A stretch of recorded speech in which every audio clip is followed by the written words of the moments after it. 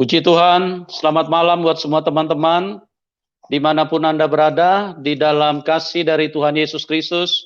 Pada malam hari ini, kami kembali hadir lewat channel We For God Official, untuk menjadi berkat di dalam berbagi kehidupan, menceritakan pengalaman apa yang telah terjadi di dalam kehidupan sebagai anak Tuhan, dan kami rindu supaya setiap mata yang melihat bisa dikuatkan, diberkati, dan mengalami hal-hal yang luar biasa di dalam Tuhan.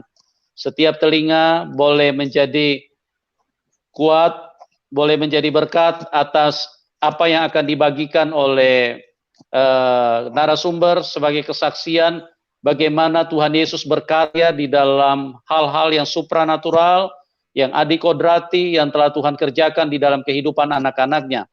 Oleh sebab itu, pada malam hari ini, kami sangat bersuka cita bisa ada di antara teman-teman, dan itulah tujuan daripada program ini, untuk bisa menjadi berkat bagi orang banyak. Dan kita bersyukur pada malam hari ini ada narasumber yang luar biasa, di mana beliau mengalami kuasa mujizat Tuhan yang begitu hebat di dalam hidup ini, dan beliau akan bersaksi kepada kita semua bagaimana telah Roh Kudus bekerja, apa yang telah Roh Kudus kerjakan di dalam kehidupannya. Oke, kita akan segera sambut Ibu Maria. Selamat malam Ibu Maria. Ya, selamat malam Pak Yusuf, dan selamat malam bagi kabar, semua Ibu? yang menonton. Ya, Baik, bagaimana Pak, puji kabarnya? Tuhan. Oke, puji Tuhan. Oke, Ibu. Baik, puji Tuhan, Pak. Ibu, ya, Ibu bisa menceritakan kepada kami apa yang telah terjadi di dalam kehidupan Ibu, dan Ibu bisa bagikan supaya itu bisa menjadi berkat bagi banyak orang, ya. Oke, ruang dan waktu kami serahkan kepada Ibu Maria. Pak. Silakan, Ibu. Ya, Pak Amhan. Selamat malam, saudara yang dikasihi oleh Tuhan Yesus Kristus. Saya mau bersaksi di ruangan ini, dan percaya Tuhan memakai semua media alat untuk memberkati setiap saudara yang melihat dan mendengar video ini. Saya kesaksian latar belakang saya dulu ya, karena mungkin saudara belum ada yang kenal. Saya namanya Maria. Latar belakang keluarga kami itu, ayah saya itu seorang pendeta ya, hamba Tuhan. Jadi waktu kecil saya pernah tanya sama ayah saya, Bapak kok bisa jadi ambil keputusan untuk jadi hamba Tuhan? Apa yang Bapak alami gitu ya? Karena ayah saya cerita dia memang lahir di daratan Tiongkok ya. Nah, kemudian semua keluarga besarnya pindah ke Malaysia. Dan papa saya waktu remajanya dia di Kota Medan ya. Dan di Kota Medan itu dia sedang bekerja di Bank of China waktu itu. Waktu dia remaja ya, sudah pemuda lah. Nah, kemudian ayah saya cerita dia mendengar suara Tuhan audible seperti Tuhan memanggil Samuel 3 kali gitu. Jadi dalam hati saya, oh berarti papa saya mendengar suara Tuhan, jadi ada panggilan. Nah, oleh sebab itu dia meninggalkan pekerjaannya, dan dia akhirnya dari Kota Medan pergi ke Kota Malang. Karena saat itu di Kota Malang itu ada sekolah Alkitab Asia Tenggara ya, terbesar di Asia Tenggara, termasuk terbesar yang saya tahu, dan di situ masih ada bahasa Mandarin, karena ayah saya kan seorang totok ya, maksudnya bahasa Mandarinnya begitu kental, jadi dia sekolah Alkitab di saat Malang. Nah, setelah selesai menyelesaikan sekolah Alkitabnya, nah dia ditugaskan di pos PI di Kediri, Banyuwangi, pokoknya daerah-daerah Jawa Timur ya. Dan ayah saya juga pernah cerita kepada saya bahwa kakak kelasnya dia itu Pak Stephen Tong, dan dia kenal juga sama Pak Caleb Tong, kakaknya Pak Stephen Tong ya. Jadi satu alumni lah, satu angkatan, tapi kakak kelas ya. Nah, setelah ayah saya di pos PI di Jawa Timur, lahirlah 3 kakak saya, laki-laki, 3 kakak saya. Nah, kemudian karena dipindahkan tugas kependetaannya, ayah saya dipindahkan ke Jakarta.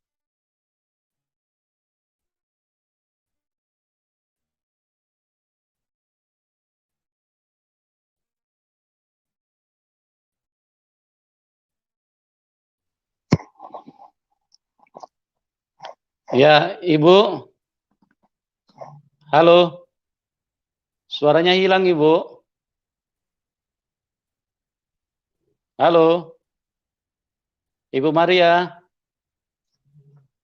Ya, teman-teman, mohon maaf ya, ini suaranya Ibu Maria tidak terdengar. Bu Maria. Ibu. Ibu. Suara Ibu tidak terdengar, Ibu. Halo. Ibu. Coba pakai handset, Ibu. Ya, teman-teman, mohon maaf ya, ini suara Ibu Maria tidak terdengar. Ibu keluar dulu, baru masuk lagi, Ibu. Suara Ibu nggak terdengar ini. Halo.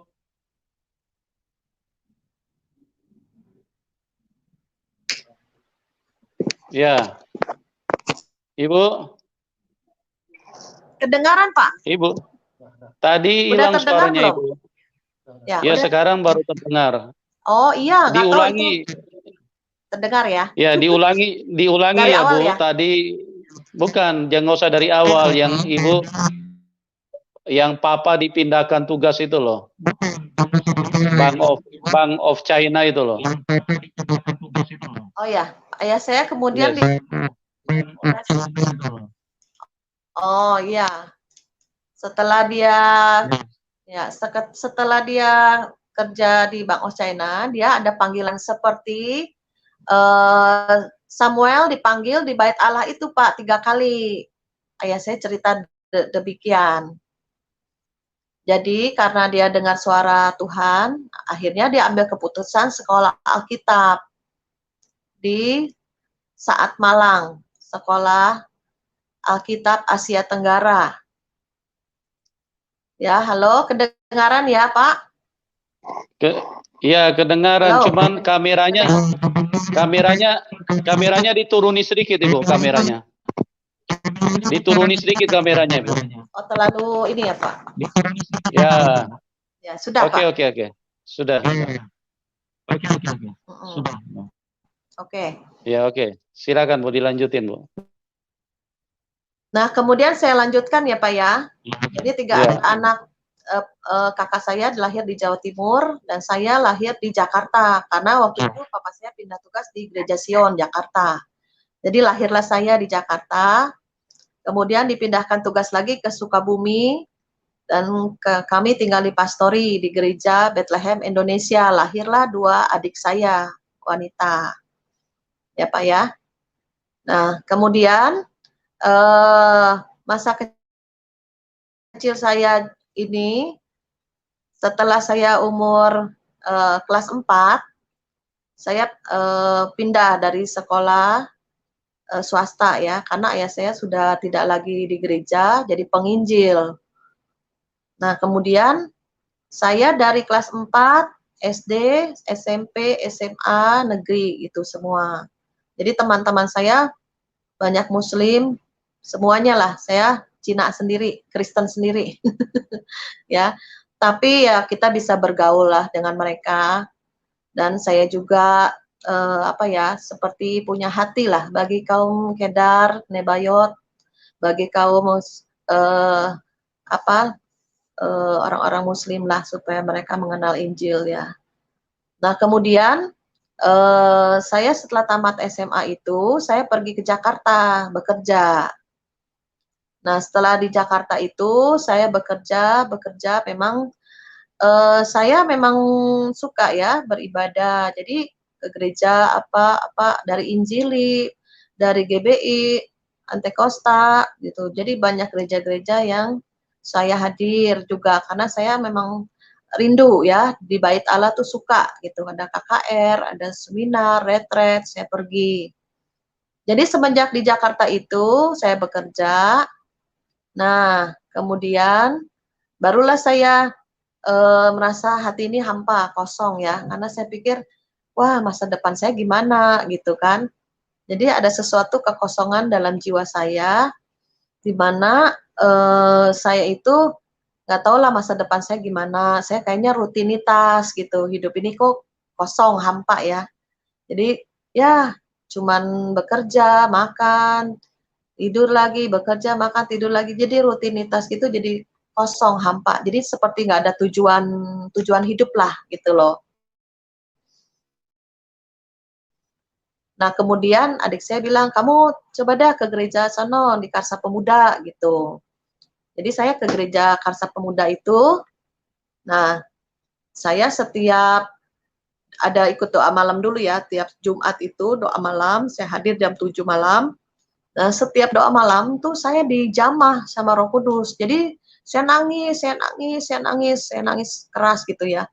Dijamah gitu ya, pada waktu pujian penyembahan dijamah. Jadi hampir sebulan, setiap minggu itu saya hancur hati Pak, dijamah sama Roh Kudus ya, sama Tuhan gitu. Kemudian ada firman-Nya mengatakan, janganlah kamu mengandalkan kekuatanmu sendiri. Jadi diberkatilah orang yang mengandalkan Tuhan. Ya seperti pohon ditanam di tepi aliran air yang berakar menghasilkan buahnya. Itu saya ayat pertobatan saya Yeremia 17. Mungkin selama ini saya mengandalkan kekuatan saya sendiri gitu kan. Nah, kemudian saya waktu doa malam itu sudah selesai gitu. Nah, saya mau coba ikut minggunya, kebaktian ibadah minggu gitu.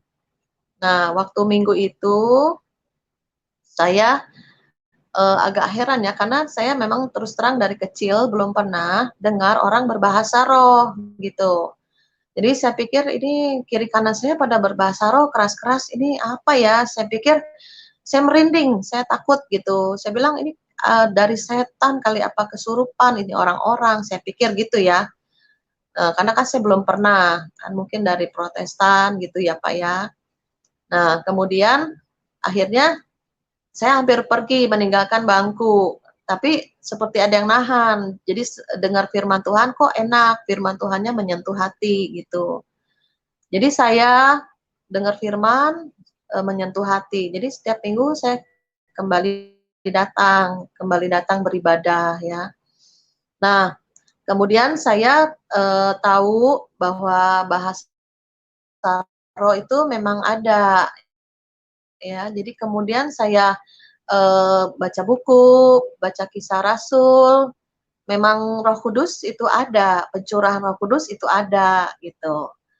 Jadi saya minta sama Tuhan, Tuhan, kalau memang Roh Kudus, baptisan Roh Kudus, bahasa roh itu benar ada, saya mau. Kalau dari setan saya nggak mau, saya bilang gitu. Jadi kemudian saya minta, saya doa tiap hari ya, doa kira-kira ya 6 bulan dah saya berdoa gitu ya. Nah, pada suatu hari itu ikut ibadah malam lagi, doa malam Jumat ya. Jadi banyak yang berdoa datang, duduk di karpet. Nah, itu ada hamba Tuhan. Siapa di sini yang mau menerima baptisan Roh Kudus? Jadi kita yang mau ikut baptisan Roh Kudus semua berdiri di tempat. Nah, itu saya angkat tangan juga ya, lagu haleluya haleluya. Nah, kemudian saya tiba-tiba dari atas kepala saya tuh seperti ada yang menyetrum ribuan volt itu berasa sampai ke daging saya ya. Saya dari ujung kepala sampai ujung kaki. Nah, kemudian hati mulut saya meluap-luap, langsung saya berkata-kata ya, langsung berbahasa roh, langsung berkata-kata. Lama juga ya berkata-kata keras dan juga udah kata-kata ya, bukan lalala lagi, kata-kata. Nah, disitulah saya merasakan sukacita yang damai sejahtera yang tidak pernah saya alami ya. ada damai sejahtera, sukacita yang tidak bisa dunia berikan. Itu penuh dalam hati saya.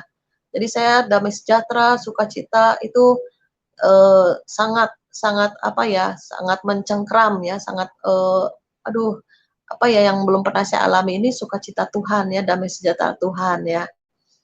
Nah, dalam waktu peristiwa itu, setelah saya dibaptis Roh Kudus, belum lama dari baptisan Roh Kudus itu, saya kan kadang di rumah berdoa. Nah, itu waktu hari siang, saya kan ngekos, bekerja, terus ngekos ya. Nah, di kos-kosan itu, saya berdoa ya, berdoa, terus saya juga menangis, bahasa roh, berdoa gitu kan. Terus timbul dalam hati saya, satu pernyataan saya ke Tuhan, "Tuhan, Kau jangan tinggalin saya Tuhan," saya bilang, "saya tidak sanggup, saya tidak mampu, eee, kalau Engkau tinggalin saya gimana masa depan saya?" Pokoknya hati saya tuh menangis, takut ditinggalkan Tuhan, gitu.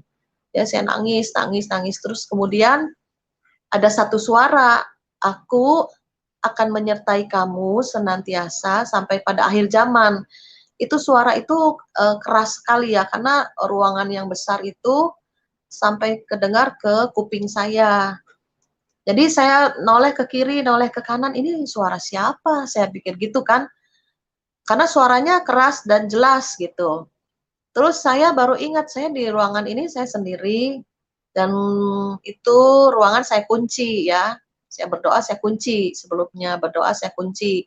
Jadi saya berpikir ini suara siapa gitu. Saya waktu itu masih bertanya-tanya kan. Tapi kemudian seperti ada di hati pikiran saya Roh Kudus tuh bilang itu perkataan pernyataan itu ada di Alkitab. Jadi saya baca-baca Alkitab, saya cari itu ya, pernyataan itu. Dan akhirnya saya dapat di Matius 28 ayat yang 19-20 bahwa Tuhan kan, "Pergilah, jadikanlah semua bangsa muridku, dari Yerusalem, Yudea, Samaria sampai ujung bumi, beritakan Injil. Dan ketahuilah Aku akan menyertai kamu senantiasa sampai pada akhir zaman." Nah, jadi saya baru tahu, oh ini berarti Tuhan Yesus yang berbicara sama saya, audible, keras gitu ya di ruangan itu. Jadi, nah itu waktu saya berumur masih 21 tahun, ya masih muda belum menikah ya. Nah, seperjalanan waktu, semenjak saya dibaptis Roh Kudus itu, saya mengalami banyak hal-hal yang supranatural dalam kehidupan saya. Ini saya saksikan hanya sebagian saja ya, karena waktunya pasti banyak sekali ya, menyita waktu. Nah, kemudian setelah saya mendengar suara Tuhan yang pertama itu, tahun 2000, kira-kira tahun 2000, tahun 1991, umur saya 21 tahun kira-kira waktu itu. Nah, kemudian akhirnya saya menikah dan kemudian saya ada berdoa ya di satu gereja ya. Jadi kadang kita berdoa sama teman bertiga ya di ruangan gereja. Kita bersafaat untuk orang-orang yang sakit. Saya doakan supaya mereka disembuhkan, yang ada masalah pergumulan, kita doakan biar Tuhan kasih jalan keluar. Jadi kita nih bertiga berdoa syafaat lah buat jemaat-jemaat gitu. Nah, kemudian saya bilang sama teman-teman, teman saya 2 orang, eee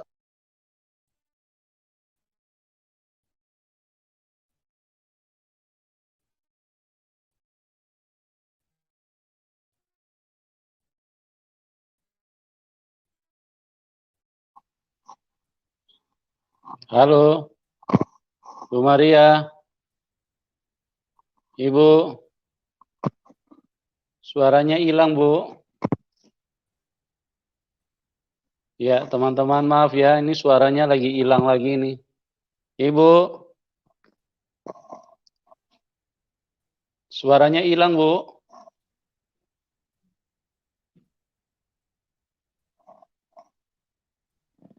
Ibu. Ya, teman-teman mohon maaf ya, ini suaranya hilang lagi nih. Sinyal lagi kurang stabil ya. Ibu Maria. Handsetnya dicabut lagi, Bu. Handsetnya dicabut lagi, baru dipasang lagi handset. Handsetnya cabut lagi, Bu, baru pasang lagi. Suara Ibu nggak kedengaran. Ya, teman-teman bisa dengar suara Ibu Maria?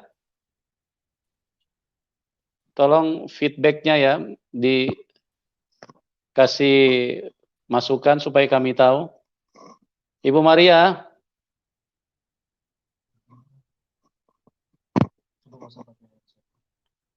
Ibu bisa dengar? Ya, saya jelas dengar suara Bapak. Halo. Sudah, Pak. Masuk lagi ya itunya ya, Ya, nah headsetnya. ini sudah, ini baru jelas.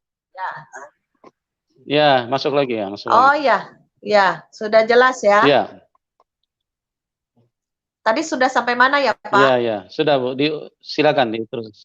Ya. Itu yang apa Ibu dengar Berdoa. bahasa roh, Ibu, ya, yang berdoa bahasa roh tadi itu Bu. Ya. Ibu banyak mengalami hal-hal yang supranatural. Ya, Ya. ya, semenjak saya dibaptis Roh Kudus, saya mengalami hal yang supranatural. Karena selama ini kan saya ke gereja ya ke gereja aja gitu loh, nggak mendalam.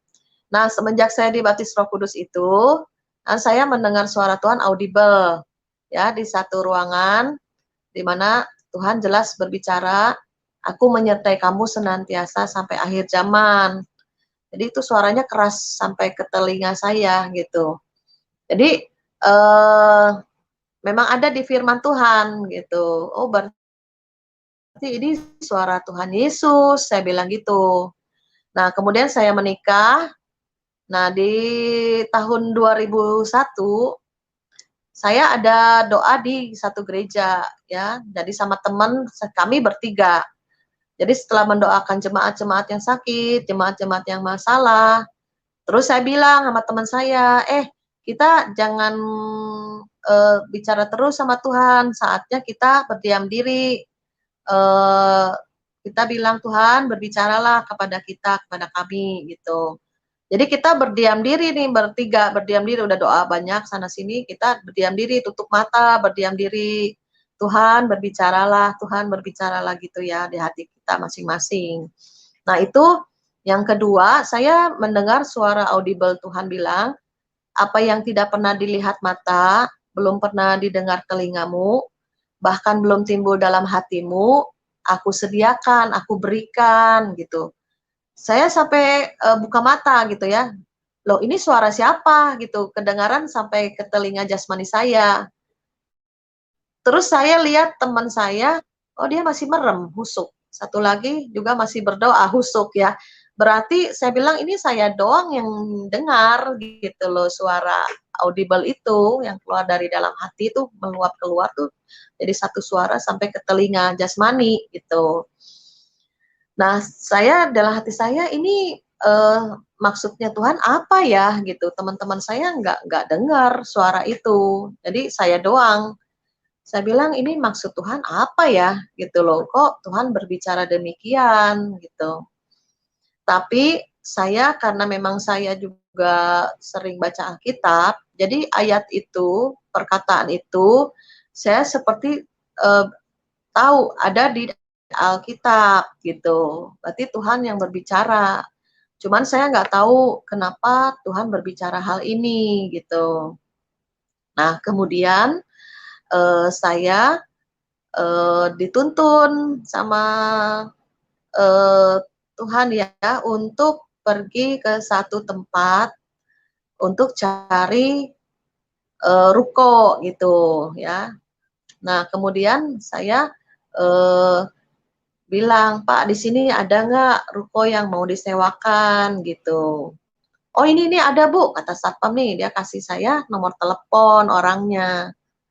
Nah, kemudian saya kontak ya, saya telepon gitu, "Pak, bener nggak ini ruko Bapak mau dijual? Saya mau bukan dijual, mau dikontrakan.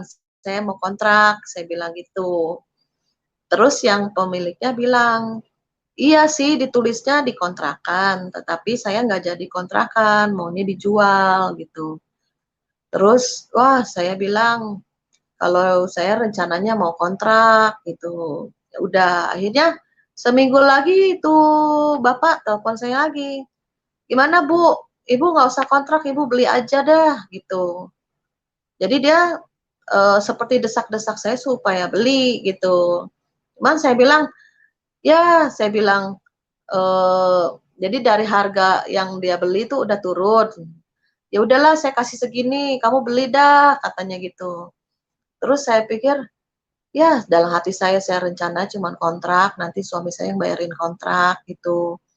Terus udah gitu rencana beli juga mana ada duit, saya bilang gitu kan. Waktu itu saya juga pegang duit juga enggak gitu kan. Nah, kemudian aneh sekali sih kalau memang Tuhan udah kasih ke kita ya, itu si bapak itu telepon lagi setiap minggu, telepon lagi ke saya, desek-desek saya supaya beli gitu loh. Jadi, saya udah terus terang, dari nggak terus terang, akhirnya terus terang, "Pak, saya nggak ada duit buat beli," saya bilang. Karena saya niatnya cuman kontrak, nanti suami yang cariin uang buat kontrak, gitu. Nah, kemudian, saking saya keselnya sama bapak itu, karena dia telepon terus, saya bilang, Nominal segini dah, udah." Maksudnya saya bener-bener di bawah harga sekali, saya ngomongnya seginilah. Saya pikir, "Udahlah kamu tuh jangan nelpon-nelpon saya lagi, saya nggak niat beli karena saya nggak ada uang," gitu loh. Maksudnya saya kalau saya bilang nominal yang paling terendah, saya pikir nggak mungkin dia kasih, itu dia nggak telepon-telepon saya lagi, saya pikir begitu. Jadi seperti mulut saya tuh bilang, "Udahlah segini lah," gitu. Sama kesel juga dia kenapa telepon-telepon saya lagi gitu. Tapi akhirnya saudara tahu ya, itu memang kalau Tuhan udah kasih, itu engkau tiba-tiba telepon lagi. Akhirnya, nilai yang terendah yang saya ngomong ke dia tuh, betul-betul dia, eee, turun lagi, hampir mendekati harga yang saya ngomong terakhir. Jadi saya mulai deg-degan, saya panik, karena saya bilang kalau saya udah ngomong sama orang itu berarti janji ya. Kalau misalkan dia nggak tepati, saya nggak tepati, saya, nggak pegang omongan. Jadi saya ngomong sama suami saya, "Pih, ini gimana nih, saya kayak nawar ruko orang nih, kalau dikasih gimana nih?" Karena dia udah turun lagi harganya. Nah, itu suami saya marah-marah, karena dia lagi dalam keadaan ekonominya lagi mau bangkrut ya, usaha pekerjaan suami saya lagi susah lah gitu, kayak ada badai lah dalam pekerjaan suami saya. "Kamu suami lagi susah, kamu nawar ruko orang lagi," saya dimarah-marahin. Karena saya saya diam, karena saya memang salah gitu loh. Saya, salah gitu, ini mulut saya terlanjur gitu loh, ngomong nilai, ngomong satu nominal nilai yang saya pikir nggak mungkin lah nih orang kasih gitu. Setelah suami saya marah-marah, stres karena saya tuh nawar ruko orang, dia dalam keadaan kondisi pekerjaannya hampir bangkrut ya. Nah, kemudian akhirnya kalau Tuhan sudah, memberikan kepada saya, itu, cara Tuhan, ajaib ya. Jadi, dalam keadaan kondisi suami saya juga ekonominya lagi jatuh, tiba-tiba ada teman-temannya yang mengembalikan pinjaman ya. Jadi bisa dari kiri, kanan, depan, belakang itu bisa akhirnya nutup bayar kontan rukonya ya. Jadi saya tahu ini ruko Tuhan yang kasih ya. Jadi saya waktu itu kan bikin kue, belajar kue, ini sebaskom-sebaskom saya, jualan lah kecil-kecilan. Itu waktu saya, kocok mixer, bikin kue, tawarkan tetangga, ya pokoknya rajin aja lah, kesebar brosur, tawarin temen. Nah itu saya dapat rema di Kitab Wahyu ya. Itu waktu baca renungan harian ya, itu bilangnya, "Apa yang aku buka, tidak ada satu kuasa yang dapat menutup." Jadi saya tahu, oh Tuhan buka saya di usaha kue gitu. Jadi memang betul makin lama makin berkembang, bahkan Tuhan kasih ruko buat kami berjualan ya. Nah, ayat yang B-nya, apa yang aku tutup, tidak ada satu kuasa yang dapat membuka. Ternyata Tuhan sudah persiapkan sebelum usaha suami saya benar-benar tertutup sama sekali. Tuhan sudah bukakan saya, berikan saya ruko untuk dagang ya. Jadi kami hidup dari ya usaha kue itu ya. Jadi benar usaha suami saya tutup, maksudnya bangkrut lah, udah nggak buka lagi gitu. Nah, itulah dua suara audible yang Tuhan berikan pada saya. Saya juga sebetulnya nggak minta sama Tuhan, nggak doa untuk suara audible ya, karena Tuhan berikan. Mungkin saya tahu ada rencana Tuhan dalam hidup saya, ada tugas-tugas dalam hidup saya. Karena saya sekarang saya umur 51. Pada waktu umur saya 40 tahun, saya baru tahu bahwa ulang tahun ayah saya dan saya tuh sama persis. Ayah saya 15 September 1929. Nah, saya 15 September 1969. Jadi di usia ayah saya 40 tahun, itu saya lahir sebagai kado Tuhan buat ayah saya. Karena zaman dulu tuh nggak ada KB ya, nggak ada sesar ya, nggak mungkin tanggalnya sama, bulannya sama, tahunnya hampir sama gitu loh. Jadi di usia 40 tahun itu saya baru tahu ulang tahun ayah saya dan saya sama. Karena dari kecil ayah saya nggak pernah cerita. Saya pikir pantas yang dirayain ulang tahun saya aja. Padahal ulang tahun ayah saya juga. Karena kan kita susah. Jadi ulang tahun ya cuma ulang tahun saya aja yang dirayain, anak ayah saya kan 6 gitu. Jadi saya tahu di usia 40 tahun ayah saya itu lahirlah saya ya. Nah, kemudian saya baru mengerti bahwa tongkat estafet pelayanan ayah saya tuh harus saya teruskan gitu. Jadi saya juga buka persekutuan doa ya supaya banyak jiwa-jiwa diselamatkan, dikuatkan, dimenangkan gitu.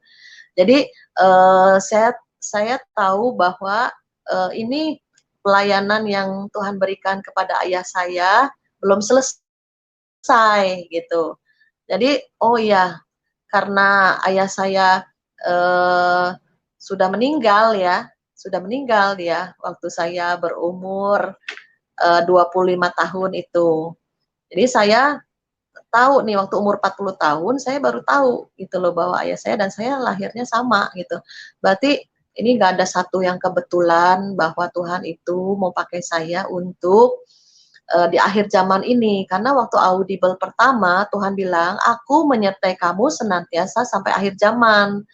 Jadi saya pikir itu kan kira-kira 30 tahun yang lalu. Jadi tambah kesininya, saya pikir wah ini udah lebih lagi kita mendekati di penghujung akhir zaman. Jadi apa yang harus saya lakukan gitu. Jadi pas awal dari 2020 saya ambil doa puasa Esther. 3 hari 3 malam saya nggak makan, nggak minum, saya di Bukit Doa Depok.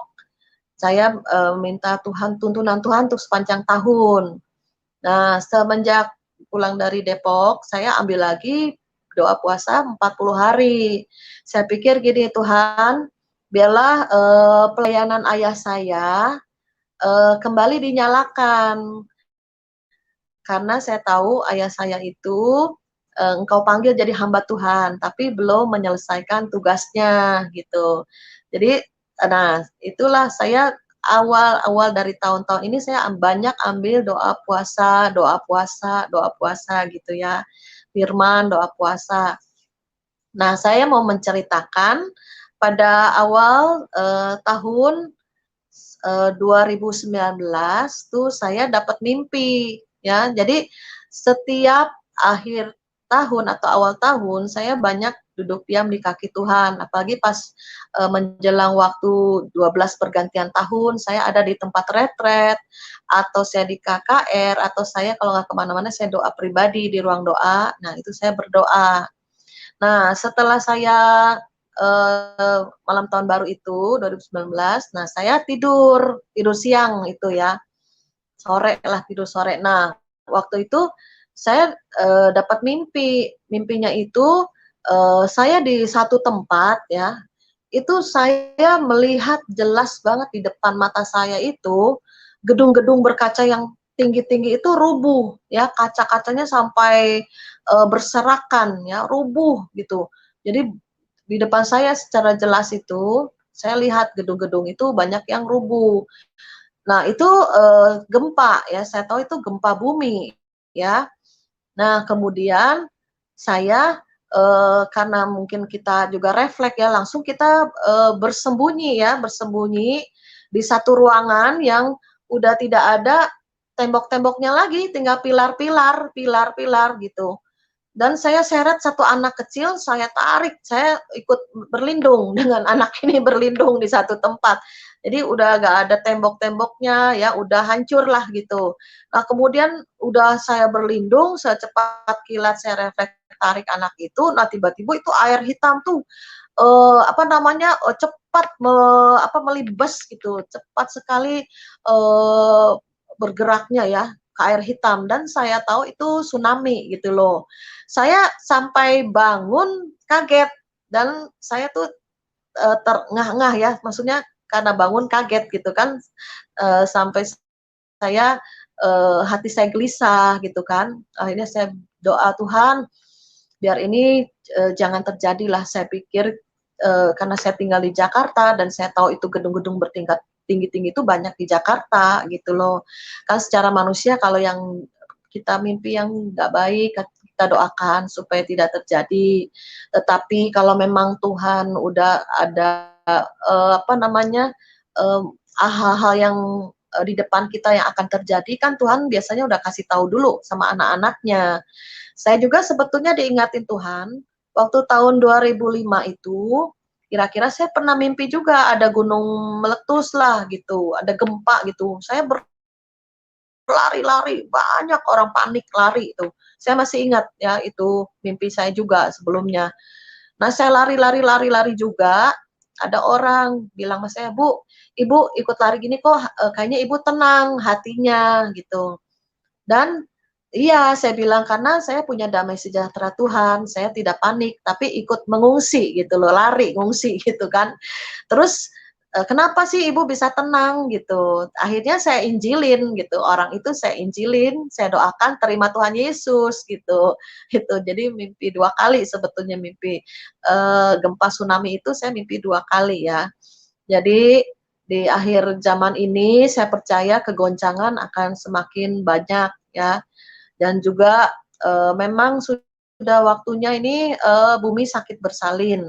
Sebelum kedatangan Tuhan Yesus akan banyak sekali hal-hal yang mengejutkan ya, mengagetkan. Tapi saya diingatkan Tuhan, kita sebagai anak-anak Tuhan berjaga-jaga dan berdoa ya, apalagi kita dari kecil saya udah Kristen karena orang tua saya Kristen. Jadi demikian juga mungkin orang Muslim juga Muslim karena ayah ibunya Muslim, orang Buddha juga begitu. Jadi ayah ibunya Buddha, otomatis anaknya Buddha ya. Jadi saya mengalami pertobatan lahir baru itu di usia saya 21 tahun. Jadi orang-orang Kristen yang karena orang tuanya Kristen, mereka harus lebih dalam mengenal Tuhan sehingga mereka mengalami Tuhan. Ya, jadi bukan hanya sekedar agama gitu. Agama tidak menyelamatkan. Bahkan kalau kita nggak kenal Tuhan, Tuhan nggak kenal kita akan dibuang, ditebas ya, nggak menempel sama Tuhan ya. Seperti apa pokok anggur yang benar, kita tinggal dalam Tuhan dan Tuhan di dalam kita. Nah, saudara, saya diingatkan Tuhan juga gini, karena saya latar belakang ayah saya Protestan yang kental ya, dan juga semenjak ayah saya sudah tidak di pelayanan di satu gereja. Nah, saya tuh banyak ke gereja Pantekosta, gereja Betel, Katolik saya datang, kadang pokoknya gereja-gereja yang ada di Sukabumi itu saya hampir semua saya datengin. Kalau ada acara apa gitu loh. Jadi sebetulnya Tuhan itu cinta gerejanya, cinta hamba-hamba Tuhannya. Jadi semua aliran gereja saya pernah tahu, pernah datang gitu loh. Dan Tuhan ada pesan Tuhan, Tuhan cinta anak-anak Tuhan, cinta hamba-hamba Tuhan semuanya. Karena itu aliran-aliran gereja itu berasal dari satu sumber, yaitu sumbernya mata air Tuhan sendiri. Karena barang siapa mengaku Yesus itu Tuhan, nah itu sama semuanya anak-anak Tuhan. Sudah ada Roh Kudus di dalamnya, ya. Jadi Bapa, Putra dan Roh Kudus itu ada dalam setiap hati anak-anak Tuhan. Cuman kalau mau rindu lebih dalam lagi, mengenal Tuhan lagi, haus, nah itu akan Tuhan berikan penuh Roh Kudusnya. Itu saya mengalami kepenuhan Roh Kudus itu, baptisan Roh Kudus, yang saya tadinya takut ya, tidak mengerti. Nah, kemudian saya percaya di akhir zaman ini Tuhan akan bangun satu tubuh Kristus yang kuat ya, dari tidak melihat latar belakang denominasi atau gereja-gereja. Tuhan akan satukan di akhir zaman ini. Karena nanti akan menjadi satu tubuh Kristus yang dewasa, yang cemerlang, yang tidak ada cacat celak ya. Baru Tuhan Yesus datang kedua kalinya.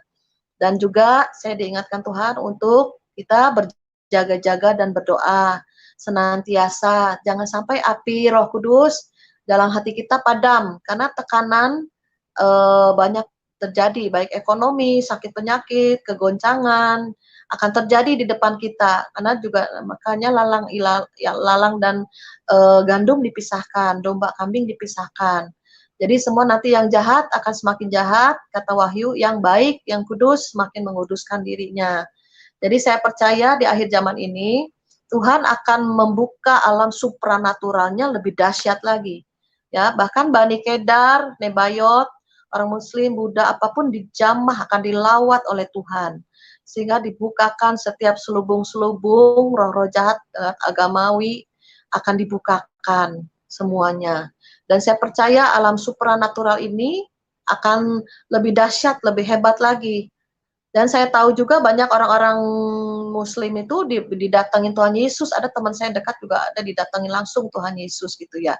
Dan pesan Tuhan sih saya dapatnya gini. Kadang mereka kok, punya pengalaman yang ajaib gitu ya, dahsyat gitu ya, didatangin Tuhan Yesus, gitu kan. Nah kita kadang orang Kristen yang lama juga, enak ya, kayak iri ya. Tapi sebetulnya kita juga bisa mengalami hal-hal yang supranatural dengan Tuhan. Termasuk saya ini, saya juga mengalami hal-hal yang aneh gitu ya. Banyak hal lagi sih kalau diceritakan, ada kesaksian-kesaksian yang ajaib ya. Nah, dikatakan dalam firman Tuhan, nanti yang terdahulu akan jadi terkemudian, yang terkemudian akan jadi terdahulu. Jadi kayak saya ini Kristen dari bayi udah Kristen, ya kan? Jangan sampai kita yang terdahulu jadi terkemudian, tapi biarlah kita yang terdahulu tetap menjadi yang terdahulu. Ya, kekristenan kita udah berpuluh-puluh tahun, dari sudut pandang Tuhan harusnya kita sudah bisa mengajar ya, membawa jiwa-jiwa, kita bisa menguatkan yang lemah, mendoakan mereka ya. Jadi ada satu on fire, kita dari kecil udah mengenal Tuhan dan kita lebih lagi dikenal Tuhan, dan kita akan mengalami hal-hal yang ajaib di depan kita. Dan kita percaya Tuhan kita Tuhan yang sama, dia tidak pernah membeda-bedakan. Dia Tuhan yang luar biasa ya, mujizatnya masih ada sampai hari ini. Memang kita tidak mengejar mujizat, tapi Tuhan berikan apa yang tidak pernah dilihat mata, belum pernah didengar telinga, bahkan belum timbul dalam hati saya, itu Tuhan berikan, Tuhan sediakan. Padahal secara manusia saya tuh nggak mungkin beli ruko, karena saya tuh masih nyicil rumah 10 tahun. Ya, saya menikah sama suami kan nyicil rumah 10 tahun. Gak mungkin lah secara manusia, secara hitung-hitungan dalam otak saya itu untuk bisa beli ruko gitu. Dan itulah Tuhan memberikan saya sebuah ruko di mana pada saat suami saya ditutup pintu pekerjaannya ya, karena mungkin saya dapat ayat barang siapa ku kasihi, ku hajar, ku tegur supaya berbalik dan bertobat ya. Jadi itu ayat buat suami saya memang mengalami lost job ya. Jadi memang ada didikan-didikan Tuhan dalam setiap anak-anaknya karena Tuhan mencintai anak-anaknya. Dan juga saya percaya saudara dan saya kalau mengalami masa-masa sukar, apalagi sekarang ini banyak mengalami masa-masa sukar, kita banyak lebih lagi cari Tuhan, kenal Tuhan dalam firman, dalam doa, dan juga kita jangan cepat kecewa kalau Tuhan belum jawab doa. Terus dalam ketekunan dan kesetiaan, Tuhan berbicara banyak lewat firman Tuhan. Karena saya seringkali Tuhan berbicara tuh banyak lewat firman Tuhan. Daripada audible. Audible saya itu baru 2 kali karena itu mah hak Tuhan ya. Karena ada orang bilang, saya mau minta Tuhan lah, doa, minta suara audible boleh. Tapi jangan maksa Tuhan, karena kalau maksa nggak bisa Tuhan dipaksa kan, suruh berbicara kan. Itu mungkin ada tugas-tugas khusus atau gimana, saya juga kurang paham ya. Tapi pokoknya kalau minta suara audible ya minta boleh, tapi jangan maksa. Karena nanti bukannya Tuhan yang berbicara, iblis juga bisa berbicara. Karena ada 3 suara. Suara Tuhan, suara hati kita, dan suara setan. Ya penglihatan juga ada 3, penglihatan dari kita bunga tidur sendiri, atau penglihatan yang dari Tuhan, mimpi penglihatan dari Tuhan, atau dari setan. Jadi kita harus bisa bedakan. Karena kalau mimpi, nah itu sebetulnya penglihatan, tapi lagi tidur. Nah kalau penglihatan lagi mata terbuka atau lagi berdoa, itu penglihatan, orang bilangnya bukan dalam keadaan posisi tidur ya. Nah itu yang membedakan, kalau kita mau bisa membedakan, kita harus dekat sama Tuhan. Kalau kita nggak dekat sama Tuhan, kita nggak bisa membedakan, dan kita juga nggak mengalami hal-hal yang ajaib. Karena Tuhan kita ajaib, dia rindu memberkati anak-anaknya, dia rindu berbicara. Tapi seringkali anaknya nggak sabar, atau anaknya menjauh, atau juga, Tuhan manalah, akhirnya cari pertolongan dari kuasa-kuasa kegelapan. Itu mendukakan Tuhan. Kenapa kita nggak mau mencari Tuhan yang hidup, Tuhan yang benar, Tuhan yang menyelamatkan kita.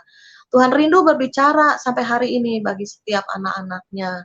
Dan juga seperti ada firman mengatakan roh itu penurut, ya daging itu lemah.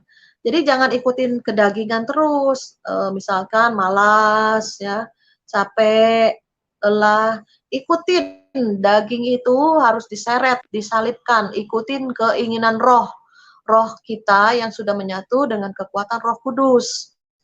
Jadi saya juga ambil rutin doa pagi bangun, kadang masih ngantuk bangun, jangan malas-malas. Cari Tuhan, menyembah, dan husuk ya, berdoa, baca firman, deklarasi iman, peperangan. Dalam doa juga bawa jiwa-jiwa ke ruang Maha Kudus Tuhan. Kita rindu mereka diselamatkan, kita doakan dulu. Kita cabut setiap selubung-selubung yang menutupi. Baru kita bisa beritakan Injil. Saya juga sering, orang yang saya jumpai di hidup saya sering beri kesaksian. Kadang juga kalau lockdown gini, saya kirim-kirim kesaksian, YouTube kesaksian, artikel renungan yang memberkati, ya, baik yang udah dalam percaya Yesus, maupun yang belum mengenal Kristus. Jangan takut, beritakan, karena waktunya sudah sangat singkat. Jangan kita, takut dia bukan seagama dengan kita. Kekristenan bukan agama. Orang Kristen banyak yang lebih jahat daripada orang-orang dunia. Tidak jaminan orang Kristen masuk surga. Jadi saya juga bilang gini, kalau orang Kristen hidupnya lebih tidak benar dari orang agama lain, waduh, itu nerakanya lebih dalam. Saya pernah ada teman saya dibawa ke surga ke neraka satu bulan, tidak bisa bahasa Indonesia, bahasa roh.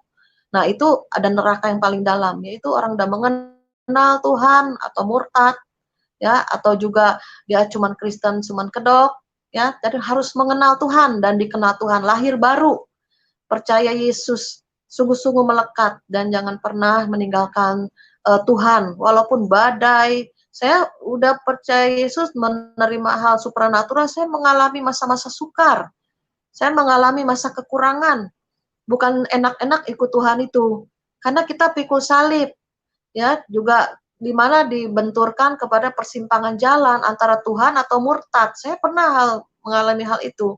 Hampir saya tinggalin Tuhan karena kesusahan yang begitu berat, karena masalah yang begitu menekan, udah stres tingkat tinggi, saudara ya. Nah, itulah saya hampir murtad tinggalin Tuhan. Tapi Tuhan baik, selalu ingatkan saya di firman Tuhan. Kamu tinggal sedikit waktu lagi, jangan melepaskan kepercayaanmu, sebab besar upah yang menantimu. Saya diingatkan selalu firman, firman, firman. Jadi kuat berakar pada firman. Dan saya juga pernah sampai listrik dicabut, saya tinggal di perumahan menengah ke atas, tapi saya pernah listrik dicabut, gelap, nggak ada listrik, nggak sanggup bayar listrik. Makan pun pernah sampai saya nggak punya uang buat beli makanan loh. Sampai yang ada di kulkas masih ada sisa-sisa sedikit, ya saya masak buat anak-anak saya 3. Ya, saya pernah ngalami masa-masa sampai nggak ada duit, kekhawatiran bertahun-tahun bercokol di hati saya. Karena saya memang diuji, dimurnikan. Ada hal-hal tabur tuai kita, ada hal-hal memang pikul salib, ada hal-hal yang memurnikan hati kita ikut Tuhan, mau berkat, apa cinta sama Tuhan. Jadi itu dimurnikan. Banyak kan kita doa minta berkat, berkat, berkat, berkat, memang nggak salah. Tapi yang Tuhan rindukan, kita cintai Dia, kenal Dia, dan sungguh-sungguh melekat sama Tuhan, ya. Dan saya percaya itu juga Tuhan akan semua anak-anaknya akan mengalami masa-masa di mana pemurnian, ya, seperti di kitab Daniel, disaring semuanya, saringannya semakin halus, kita harus bisa lewati, dibakar. Apakah kita dari kayu, rumput kering, atau kita dari permata dan emas, pada waktu lewati api pembakaran, kita keluar jadi pemenang, atau kita terbakar hangus, iman kita habis, akhirnya murtad, ujungnya neraka, kebinasaan kekal. Jadi saya memilih, ya, masa-masa sukar saya itu, saya banyak dikuatkan lewat firman, bahwa engkau adalah seorang pemenang, bahkan lebih daripada pemenang. Tuhan bilang sama saya begitu lewat satu hamba Tuhan. Jadi suara Tuhan gak selalu harus audible. Bisa lewat hamba-hamba Tuhan, bisa lewat Alkitab yang kita baca renungkan, bisa lewat pujian, penyembahan, ya. Pada saat saya gak ada uang, harus bayar ini itu, listrik, anak sekolah disetrap, semuanya nggak bayar karena nggak ada uang. Saya nangis karena dengar satu lagu, masih ada jalan terbuka untukku, masih ada jalanmu Tuhan. Saya nangis, saya hancur hati waktu saya dengar lagu ini.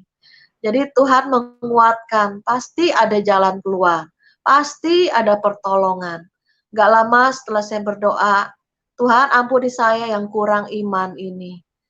Gak lama, besok Tuhan kirimkan saya uang untuk bayar semua tagihan-tagihan yang tertunda, ya. Saya percaya Tuhan kita ini Tuhan yang hidup, Tuhan yang ajaib, ya. Tuhan yang luar biasa. Jadi saudara lebih mendekat sama Tuhan, kenal dan dikenal oleh Tuhan. Dan Tuhan akan membukakan alam supranaturalnya yang ajaib bagi setiap anak-anaknya. Tuhan tidak pilih kasih, apalagi kita yang sudah Kristen dari bayi, udah Kristen, walaupun belum mengerti, ya. Nah, kita dalam seperjalanan, kekristenan itu satu perjalanan, kehidupan dengan Tuhan itu satu perjalanan hidup. Kita di dunia ini sementara, karena tujuan kita surga, bukan di bumi. Nah, jadi saudara, ayo ya, kita berlari dalam pertandingan iman. Ini estafet terakhir Tuhan berikan pada generasi kita, anak cucu kita. Persiapkan semuanya, mereka on fire with God. Dekat sama Tuhan, mencintai Tuhan luar biasa. Apa-apa curhat sama Tuhan, apa-apa bertanya sama Tuhan. Mau melakukan apapun, minta pendapat Tuhan dan berdoa. Ya, saya percaya saudara-saudara ada satu lagi pesan Tuhan yang mau saya sampaikan. Dibilang di firman Tuhan, ladang-ladang sudah menguning dan siap dituai. Tetapi Tuhan bilang pengerjanya sedikit. Ya, tuaian banyak. Di depan kita nih penuaian. Corona ini penuaian jiwa-jiwa. Banyak orang yang takut, banyak orang yang khawatir akan masa depan, banyak orang hilang harapan, apalagi banyak beribu-ribu orang PHK, tidak ada uang, tidak ada makanan. Saatnya kita mengalami supranatural dalam keuangan. Kita bisa memberi, membagi pada yang kekurangan. Ya, jadi kita ada tujuan kita menolong orang, memberi makan. Makanan apa? Bukan makanan jasmani doang, makanan rohani, yaitu firman Tuhan yang kita banyak terima dari Tuhan, pengalaman hidup kita dengan Tuhan berikan. Makanan yang kita dapat dari pekerjaan kita, kita bagikan dengan murah hati. Sebab Bapa kita di sorga adalah Bapa yang murah hati. Ya, saya percaya ini Tuhan sedang persiapkan pengerja-pengerjanya. Jangan bilang pengerja sedikit, bilang pengerja banyak. Kita persiapkan pengerja-pengerjanya yang penuh firman, penuh Roh Kudus. Semuanya dari semua aliran, baik Protestan, Katolik, Betel, Pentakosta, semuanya. Ada denominasi banyak di Indonesia. Semua satu aliran dari air terjun surga, ya saudara. Jadi kita harus on fire dengan Tuhan, jangan lemah-lemah lagi. Dan saya percaya Tuhan sudah sediakan kita rumah di surga. Saya sudah diperlihatkan rumah saya di surga sudah jadi. Biasanya kalau sudah jadi saya pulang, tapi belum pulang. Masih ada tugas-tugas ya di bumi ini. Nah, kita semuanya yang mendengar kesaksian saya ini pasti akan mengalami hal-hal yang ajaib dengan Tuhan. Saudara harus punya iman, ya, percaya, rindukan Tuhan, dekat dengan firman, doa, pujian, penyembahan, dan juga dengan persekutuan anak-anak Tuhan. Sekarang di lockdown, keluarga demi keluarga kumpul, memecahkan roti, saling mendoakan, yang sakit urapi dengan minyak, ya, ada yang lemah, barusan ada yang telepon saya dalam keadaan lemah, ya, sebadan sakit, ekonomi juga lagi susah, dikuatkan lewat firman, dikuatkan dengan nasihat. Dan kalau kita ada lebih, bagikan, berikan, transfer uang untuk kebutuhan. Jadi kita semuanya harus penuh, pasukan Tuhan harus kuat di akhir zaman ini ya, saudara. Mungkin cukup sekian kesaksian saya. Jika ada saudara mungkin yang saya serahkan pada Pak Yusuf, ya Pak. Iya, puji Ya Tuhan. Pak. Ya, luar biasa. Ya Pak. Apa yang disampaikan pada Amin. malam hari ini, saya percaya akan menguatkan, memberkati, dan akan memberikan kita satu pemahaman yang baru di dalam Tuhan, bagaimana cara berinteraksi dengan Tuhan, bagaimana cara mengalami Tuhan, bagaimana cara lebih maju di dalam Tuhan. Dan kami sangat bersyukur Ibu Maria bisa berbagi kepada kita semua, dan itu adalah sesuatu yang sangat berharga, karena firman Tuhan itu jauh lebih berharga daripada emas dan perak. Firman Tuhan jauh lebih berharga daripada apapun. Dunia bisa lenyap, tetapi firman tetap, firman kekal. Itu sebabnya kita perlu firman, kita perlu mendengarkan banyak firman, ya, kita perlu banyak mendengarkan firman-firman kebenaran, ya, dari orang-orang yang diurapi Tuhan, orang-orang yang diperlengkapi Tuhan dengan kuasa Roh Kudus. Dan pada malam hari ini kita semua menjadi diberkati, dan saya akan buka ruang diskusi bersama pada malam hari ini, dan akan kita mulai dari Bapak Afifuddin. Selamat malam Pak Afifuddin. Selamat malam Pak Yusuf. Selamat malam Pak. Ya, shalom. Ya, shalom, shalom.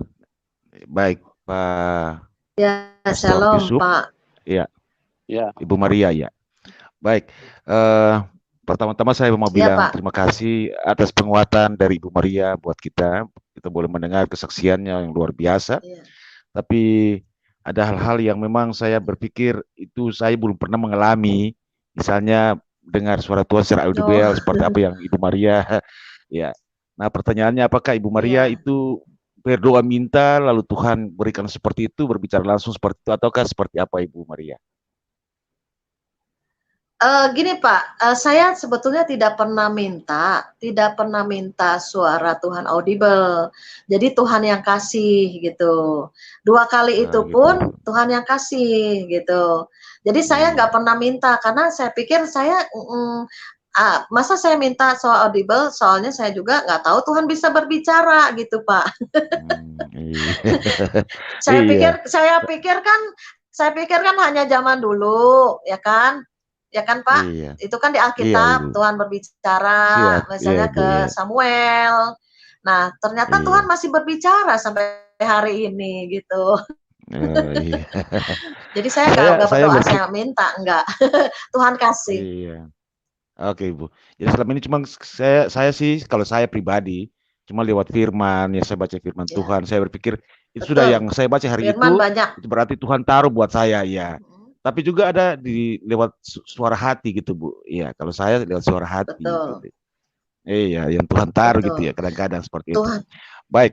Iya, bisa di hati, bisa di iya. pikiran, juga bisa dari lagu, pujian, kebanyakan dari firman Tuhan, itu sumbernya. Jadi kita Siap, harus Ibu. melekat sama sumber firman Tuhan. Dan Roh Amin, Kudus, amin. jangan Iya. firman jadi Farisi. Harus ada Roh Kudus Baik. yang menghembuskan, menghidupkan. Jadi rema itu firman. Jadi Oh, jangan iya. logos, jadi rema gitu. Iya. Gitu Oke, Ibu Pak. Maria, terima Ada lagi kasih. Iya, pertanyaan? Ya Pak. Iya, untuk sementara Ibu Maria seperti itu. Saya ke Pak Yusuf, mungkin Pastor Yusuf, saya mau sampaikan sesuatu, Pak. Dalam Ya, hubungan dengan, silakan. iya, tadi malam saya sempat dengar kesaksian dari Ibu Fadila Hafiz, lalu Pak Cabe juga masuk. Saya sangat terkesan juga dengan Pak Cabe, Pak Yusuf. Oleh sebab itu mungkin Ya, waktu untuk beliau mungkin bisa diperpanjang, apa berikan kesempatan untuk beliau bertanya-tanya, memberikan. Dan saya berpikir mungkin suatu ketika Tuhan akan mencerahkan hati Pak Cabe seperti itu, Pak Yusuf. Dan kalau Pak ya, Cabe pasti dengar saya mungkin Pak Cabe, saya berpikir Pak Cabe juga akan Tuhan pakai luar biasa. Ya, sebab saya percaya Yesus datang Ya, bukan membawa amin. agama, tapi Tuhan Yesus datang membawa Betul. damai sejahtera, sukacita, tapi juga kasih. Dan oleh sebab itu, Pak Cabe nggak usah beralih Iya. ke agama Kristen, tapi tetap percaya bahwa Tuhan Yesus itu adalah Tuhan yang hidup gitu. Kemudian Pak Yusuf mungkin seperti itu, Pak Pastor Kalau Yusuf. orang Ya, luar, ya, di luar Kristen, iya, iya Ibu Maria ya. kalau pendapat saya ya, kalau orang di Iya, luar Kristen, misal di luar yang percaya Yesus, masuk ke channel iya, Kristen, itu sebetulnya Tuhan akan jamah karena dia ada satu kerinduan amin, sebetulnya untuk amin, mengenal amin, amin, Yesus. amin, Nanti Tuhan amin, amin, akan jamah, akan lawat. Jadi kita doakan saja, percaya. Nanti Roh amin. Kudus yang bekerja, mereka semua selubung-selubung agamawi dibuka, mereka terima Iya, Yesus amin. sebagai juru Iya, selamat. oke. Akan mengalami Bapak Tuhan. siap Itu Ibu yang Maria suka ya. saya doakan. Iya. Pastor Yusuf, saya sangat ya, apresiasi sekali terhadap Iya. channel ini Pak Pastor. Biarlah channel ini ya. Terima kasih, semakin Pak. diberkati Tuhan. Iya, menjadi remah juga buat kita semua, menjadi remah buat saudara-saudara kita yang muslim yang tadi yang ada masuk tadi Ibu Maria bilang mungkin ya suatu saat saya percaya Tuhan akan bukakan hati dan pikiran mereka untuk percaya kepada Tuhan Yesus. Amin. Pastor Yusuf, terima Percaya. kasih. Ibu Maria, terima kasih. Terima Ya, kasih. ini nanti. Iya. Ya, terima Ya, kasih. baik Pak Afifuddin, terima Iya. kasih. Tuhan Yesus memberkati. Oke. Oke, kita ke Pak Agape. Selamat malam, Pak Ya. Agape. Halo, Pak Agape, shalom, selamat malam. malam Pak Yusuf. Selamat Malam, malam shalom. Ibu Maria. Ya, saya tanya sesuatu ke Ibu Maria ya. Iya, Pernah Pak. nggak Tuhan berfirman ngasih petunjuk melalui mimpi itu ada yang kiasan atau perumpamaan, ada yang langsung. Kalau yang langsung kan gampang dilakukan. Kalau yang susah kan kiasan, Bu. Perumpamaan yang seperti Tuhan Yesus sampaikan di kitab suci itu. Kalau Ibu pernah mengalami betul. seperti itu. Iya. Betul. Mimpi, penglihatan itu kadang ada maknanya, ada artinya. Jadi kita minta hikmat untuk mengartikannya. Tapi biasanya dari roh ke roh, biasanya tahu. Tapi kalau yang masih tersembunyi, itu belum dibukakan, belum waktunya. Saya ada beberapa mimpi yang jelas banget waktu itu saya ikut doa puasa 6 hari ya, tidak makan 6 hari. Nah, itu awal puasa saya dapat mimpi, itu jelas sekali. Tapi sampai sekarang saya belum tahu artinya, tapi saya simpan di hati. Nanti Tuhan akan bukakan artinya. Iya. Begitu. Iya, memang itu kelemahan kita ya. Kadangkala Tuhan itu ngasih petunjuk itu kita harus mengartikan ya. Pada saat itu begini, saya kalau boleh saksikan sedikit ya, supaya melalui kesaksian ini nanti banyak jiwa datang ke Tuhan Yesus ya. Pada saat itu saya dimintai tolong orang Bali, orang Denpasar ya. Dia tuh duitnya itu dia punya restoran, rumah makan, duitnya sering hilang. Ya. Hampir tiap hari itu hilang duitnya. Setelah itu dia minta doa sama saya saat itu. Ketika saya doa puasa, malamnya Tuhan ngasih petunjuk ya, melalui mimpi. Waktu itu Tuhan ngasih petunjuk begini. Tiba-tiba itu saya muntah ya. Lah muntah saya itu, ya ketika muntah saya itu berbentuk binatang, Bu. Yang bagian bagian pinggang ke atas itu seperti katak, ya. Terus yang pinggang ke bawah itu seperti kadal. Bunglon itu loh, seperti bunglon. Bunglon. Ya. Jadi artinya apa, Pak? Ya. Setelah itu ketika saya minta hikmat Tuhan, saya sampaikan seperti itu. Saya sampaikan begini ke orang yang sering duitnya hilang itu. Coba Bu, sampean ada nggak binatang itu di restoran warung makan Ibu itu ada kamar kosong? Dia bilang iya. Oh iya betul Mas, betul. Di situ tempat roh jahat tinggal Bu. Itu kalau tidak salah itu ada binatang iguana. Saya langsung sampaikan seperti itu. Kan kalau setengahnya katak, setengahnya ekor kayak bunglon, kayak kadal kan pasti iguana, Bu. Ya, seperti itu. Datanya betul. Oh ya, betul, Pak. Betul. Ya, itu silumannya wujudnya seperti itu, toyolnya seperti itu wujudnya. Oh ya, betul. Seperti itu. Akhirnya gimana? Ini mau ditangkap apa hanya diusir saja supaya tidak mencuri lagi, tidak hilang lagi duitnya. Oh ya dah, ditangkap saja. Kalau bisa, kalau diusir ya bisa. Setelah itu singkat cerita saya datang ke situ ya. Ya, saya sampaikan juga orangnya itu jalannya ya seperti itu yang bisa ngilmu seperti itu.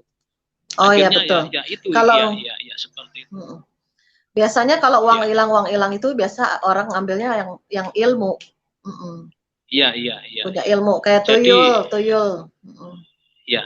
Ya kadang kan macam-macam mereka punya kekuatan ilmu kan macam-macam. Jadi melalui petunjuk itu sehingga ya puji Tuhan ya sampai sekarang ya tidak pernah hilang. Hanya sayangnya tidak boleh ditangkap. Iya, tidak boleh ditangkap. Kalau ditangkap kan yang penting, tambah dahsyat. Yang penting itu Pak, orangnya bertobat terima Yesus, yang uangnya hilang itu yang terpenting jiwa-jiwa. Kalau soal materi apa, mungkin dia buka celah atau apa. Kalau anak Tuhan ada covering Tuhan, biasanya nggak bisa dicuri Pak, gitu. Biasanya nggak ada yang hilang, nggak ada yang dicuri. Ya, yang bikin masalah kan dia juga anak Tuhan, sudah boleh katakan kan seperti itu kan. Yang jadi pertanyaan kan, kok bisa kan seperti itu, renungan kita sudah aktif ibadah ya, gereja kan kok bisa seperti itu kan. Harus kita Ibu sampaikan tadi, makanya kita jangan sampai Kristen yang hanya sekedar agama. Harus Yesus Allah Roh Kudus tinggal di hati kita di situ. Iya, karena banyak Kristen itu satu kaki dua perahu. Jadi ke Tuhan ke kuasa kegelapan itu supranatural juga kuasa kegelapan, tapi jahat. Jadi kita kalau yang murni dari Tuhan aja membawa kehidupan ke sorga, itu aja Pak. Jadi jangan karena uang ya udah pergi paranormal, pergi ke dukun, pergi ke Gunung Kawi. Nah itu yang setengah-setengah itu yang jadi santapan iblis sebetulnya. Nanti pemisahan besar-besaran, yang jahat makin jahat, yang baik semakin baik, lalang gandum dipisahkan ini. Kamu mau jahat sekalian jahat. Yang mau ikut minta berkat dari Tuhan lurus. Gitu Pak. Amin. Iya. Pasti berkat Tuhan ada. Iya, terima kasih penjelasannya juga kesaksiannya yang luar biasa. Kiranya Tuhan memberkati pelayanan Ibu sekeluarga ya. Amin. Selamat malam Pak Yusuf. Salam Ibu Maria. Terima kasih. Tuhan berkati. Ya, shalom Pak. Pak Gape. Tuhan berkati Pak. Oke, kita ke Kristi Prince. Christy Prince. Ya. Shalom Pastor Yusuf. Shalom Ibu. Salam Ibu Maria. Ibu Maria, Ya, salam. Terima kasih saya Ya, shalom, diberi Bu. kesempatan. Ya, salam bisa masuk ya, Bu. Tapi kalau sudah yang Iya, Bu. murtadin, kalau sudah murtadin, Bu, kita ya paling menyaksikan saja. Tapi saya mendengar kisah Ibu ini dahsyat memang Tuhan Yesus ya Bu ya, luar biasa. Ya, dahsyat. Kalau Ibu diizinkan untuk bisa mendengar Tuhan secara audible. Kalau Ya, saya memang belum sampai ke tingkat itu Bu. Baru. Iya betul. Itu kasih karunia Tuhan aja. Amin, kasih karunia ya. Tuhan. Kalau saya baru di hati saja Ibu, itu pun juga melalui suatu, saya sebut perjuangan ya, kita harus intim sama Tuhan. Betul, intim, betul. Ya, saya pernah puasa Esther waktu itu Bu. Jadi dari ya puji Tuhan dimampukan dari 11 hari itu Tuhan mampukan saya menjalankan puasa Esther ya karena ada pergumulan dan saya interest banget tadi Ibu berlatar belakang dari Kristen, benar Bu? Iya betul, dari Protestan. Ya. Ayah saya hamba Tuhan dari aliran Protestan. Iya, ya luar biasa. Saya tadi juga melihat mendengar sepertinya ibu sama ayahnya itu bisa persis ya Bu ya, tanggal, bulan, cuman beda tahun lahir. Tapi kalau orang di dalam Tuhan sudah tidak ada istilah ciong ya Bu ya. Iya, saya kalau orang Chinese kan percaya. Jadi. Oh gitu ya Bu ya. Jadi tapi memang Bu, ayah saya dulunya Buddha waktu orang tuanya di Tiongkok itu dia cerita. Jadi latar belakang ayah saya tuh keluarga besarnya Buddha, tapi karena dia pada pergi semua pindah karena ada politik ya, pindah ke Malaysia. Yeah. Nah di situ baru Kristen ayah saya karena apa? Ada tetangganya yang doain sembuhin kaum keluarga papa saya yang sakit. Gitu ceritanya ayah saya. Kenapa papa bisa jadi Kristen? Karena ada tetangganya di Malaysia itu yang Kristen mendoakan keluarga papa saya yang sakit keras, jadi sembuh. Nah itu dari situ percaya Tuhan Yesus, gitu. Ya Ibu. Ya kalau saya memang. Jadi nggak ada ciongan, nggak ada ciong-ciongan, nggak tahu saya. Tapi yang saya tangkap tugas ayah saya yang ambil tongkat estafetnya karena ini udah akhir zaman. Jadi saya ambil tongkat pelayanan ayah saya harus lari lebih kencang, memberitakan Injil lebih semangat, membakar setiap yang saya beri kesaksian ataupun yang minta doa nasihat saya berikan urapan Roh Kudus. Karena ini kita udah di penghujung akhir zaman. Gitu. Jadi tongkat estafet ayah saya jatuh ke saya. Begitu Tuhan Ibu. Jadi beda kalau saya tidak pernah jadi Muslim, tetapi 99% dari keluarga besar saya itu Muslim. Jadi saya dari kecil ya Bu ya, dari kecil, saya yakin ini bukan suatu kebetulan, tetapi memang iya betul. Sejak saya belum di kandungan ibu saya sudah dipilih dengan cara Tuhan.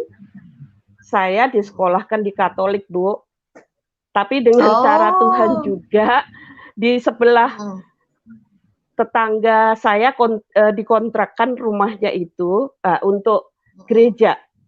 Dulu itu saya waktu masih kanak-kanak ya Bu, ini masih kanak-kanak, jadi masih mereka rajin ya, itu gereja Pantekosta.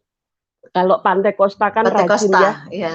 Ya, disamperin Bu, digandeng. Losok. Ya anak-anak kecil gitu ya. Nah, dari situ memang sudah ada leadership kepada saya, puji Tuhan. Dan kalau mama saya kan rata-rata mereka itu nyebutnya tuh Islam abangan, artinya tuh Islam KTP gitu. Islam tapi gitu. KTP. Jadi lebih mudah untuk diinjili ya. Jadi gitu. ketika saya masih sekolah minggu ya bisa memenangkan jiwa mama saya. Dari mama saya menginjak dewasa, saya sudah bukan Bu. Kalau saya memang sudah diambil oleh Tuhan Yesus ya. Maksudnya itu sudah jadi anak Tuhan dan memang sudah mulai pelayanan lah walaupun kecil-kecil gitu puji kalau Tuhan. Di kampung. Ya, puji Tuhan. Tapi yang sekarang saya mau harus lebih semangat. Amin. Yang saya maksudkan begini Bu ya. Ada jiwa-jiwa yang diselamatkan. Yang saya katakan kalau mereka Islam KTP itu lebih mudah. Itu nenek saya, sekarang beliau sudah almarhum ya tahun 88, tapi 6 bulan sebelum meninggal beliau itu sudah menerima Yesus sebagai Tuhan dan Juru Selamat. Puji Tuhan. Ya, Tuhan. Itu satu Bu, yang tapi seiring dengan semua berjalan sampai dipakai Tuhan itu memang ada harga yang harus dibayar. Betul. Dari setelah saya berkeluarga pun, nah ini kehidupan ekonomi seperti yang kesaksian Ibu tadi diratakan Ibu. Nah, di sini kan Tuhan tuh menguji juga kamu tuh tetap setia sama aku atau tidak. Tapi puji Tuhan Bu, kami tetap setia, tetap taat kepada Tuhan. Luar biasa. Ibu, saya boleh ke Pastor Yusuf? Ya, silakan Bu. Iya, Pastor Yusuf. Silakan.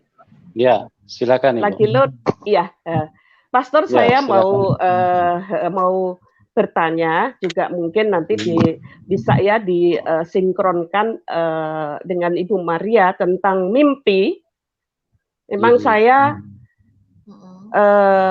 sejak ya sudah berpuluh tahun sampai sekarang ini beberapa kali itu memang mimpi, bahkan tadi pagi pun saya mimpi itu tentang Tuhan Yesus. Kalau menurut pastor, saya mimpi selalu bertemu Tuhan Yesus itu dalam kondisi Tuhan Yesus itu masih pelayanan di dunia. Jadi saya belum pernah mimpi Tuhan Yesus dalam roh atau kemuliaan. Nah, kalau menurut pastor, apakah mimpi ketemu Tuhan itu harus diuji? Itu pertanyaan saya. Apakah itu Tuhan betul? Atau mungkin bisa saja iblis menyaru sebagai malaikat terang. Jadi semalam memang saya juga pagi lah, bukan malam ya, pagi. Tadi pagi saya juga mimpi, tapi dalam mimpi saya memang wajah Tuhan Yesus itu enggak seperti yang digambarkan orang-orang yang bersaksi itu ya. Tapi beliau mengatakan, aku Yesus. Tapi di situ saya bilang, aku enggak percaya. Karena gambaran Tuhan Yesus enggak seperti kamu. Ini tinggi, gede, putih. Tapi sebelumnya kan ada malaikat dua di langit itu yang pakaian dan dia punya wings, punya sayap itu putih-putih gitu di angkasa. Dan kemudian beliau turun ke saya. Itu yang mengaku bernama Yesus. Tapi beliau sempat meyakinkan bahwa aku Yesus gitu. Kemudian dia pokoknya berbicara mengenai saya, tapi anehnya ketika saya bangun tidur apa yang dipesankan enggak saya ingat. Nah, itu harus bagaimana menanggapinya, menyikapinya, Pastor? Ya. Jadi gini, Bu. Setiap mimpi itu juga harus diuji. Ya. Semua harus diuji. Ya, Ya, nubuatan betul. juga harus diuji, penglihatan juga harus diuji. Jadi mimpi pun juga harus diuji. Nah, mengujinya itu mudah. Mengujinya itu mudah. Dari mimpi itu dampaknya apa ke kita? Kalau setelah kita mimpi, terus kemudian kita bertambah maju di dalam Tuhan, bertambah kuat di dalam Tuhan, semakin serius berhubungan dengan Tuhan, mencari Tuhan, berarti mimpi itu berasal dari Tuhan.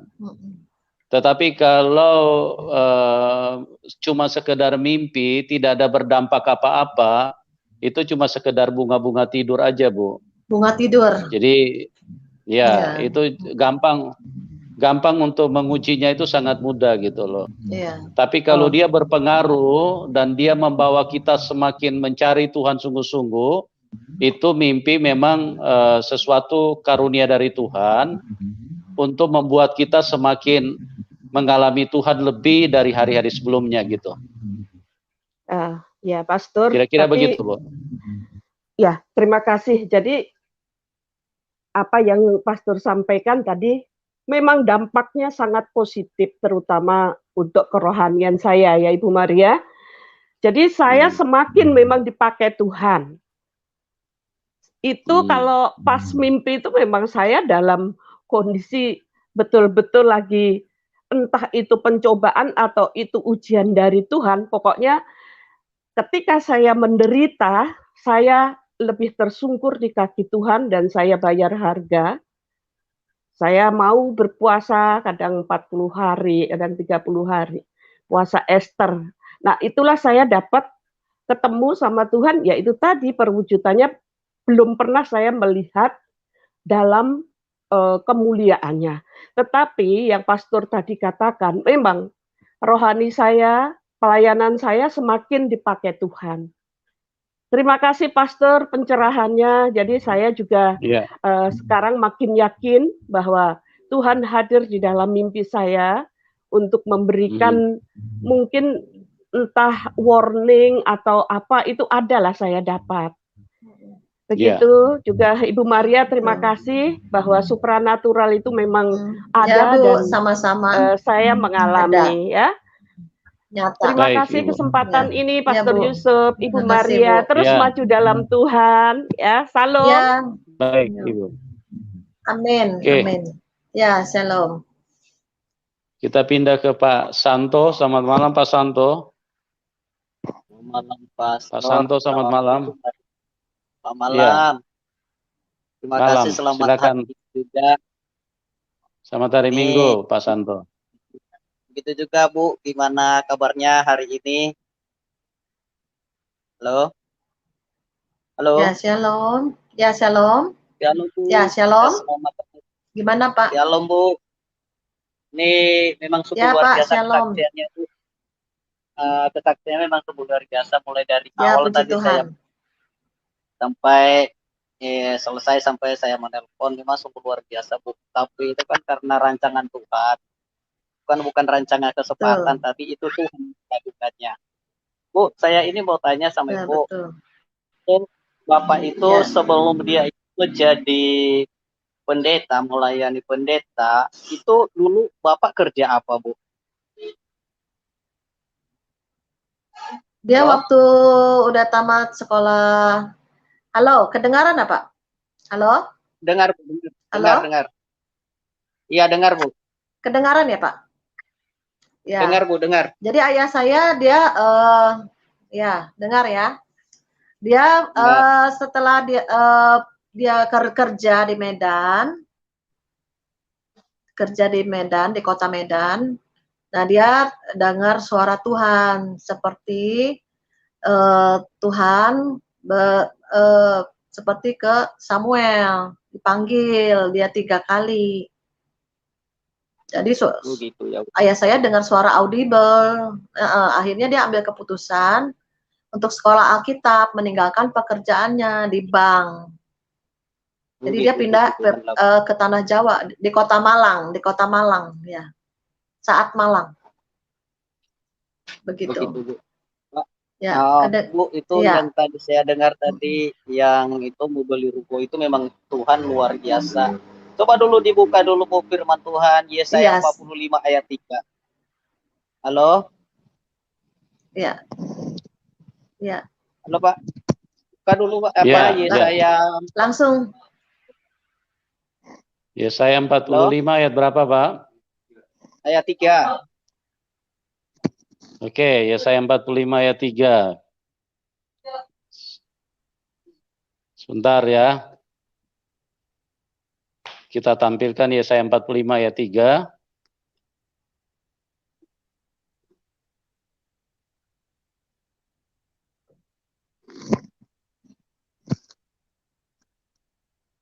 Ya, mohon sabar ya.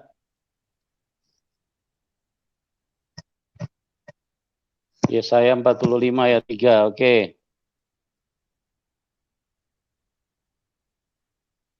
Aku akan memberikan kepadamu harta benda yang terpendam dan harta kekayaan yang tersembunyi supaya engkau tahu bahwa akulah Tuhan Allah Israel yang memanggil engkau dengan namamu.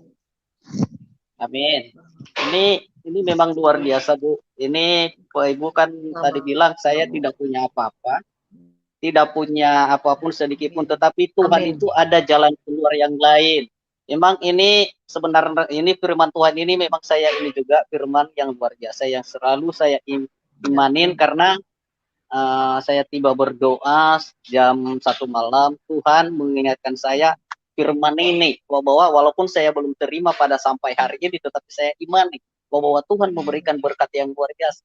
Sebegitu juga seperti Ibu tadi kesaksian Ibu itu memang luar biasa. Tuhan kita adalah Tuhan yang penuh kasih, penuh kekuasa, penuh harta yang luar biasa. Itu Ibu tak akan pernah sangka, tapi bisa memberikan ruko yang satu tanpa ada memberikan hal yang tidak apa kan, karena Tuhan yang memberikan. Tapi saya tanya lagi Bu, ini Pak. Bapak itu Tuhan yang memberikan kepada saya. Karena itu kegencangan dengan perusahaan Bapak, ya masalah apa Bu? Halo? Masalah apa?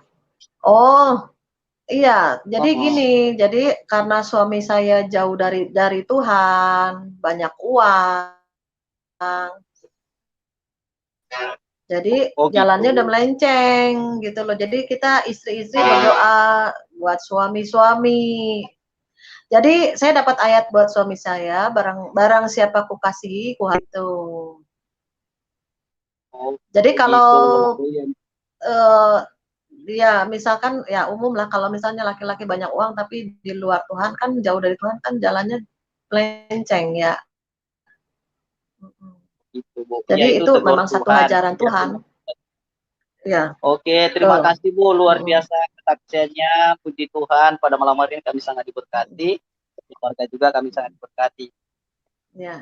Terima kasih juga Pastor, luar biasa Tuhan. Maju terus Pastor, biar channelnya bersiar ke seluruh bangsa. Halo. Iya, puji Tuhan. Ya, amin. Ya, makasih Tuhan dimuliakan. Iya Pak. Haleluya. Makasih ya. Amin. Oke, Tuhan berkati. Ya. Kita ke Pak Hasan. Selamat malam Pak Hasan. Ya, Siantar. Shalom Siantar. Bapak. Ya. Saya kepada Ibu narasumber, saya mau tanya, ada istilah kata intuisi ya.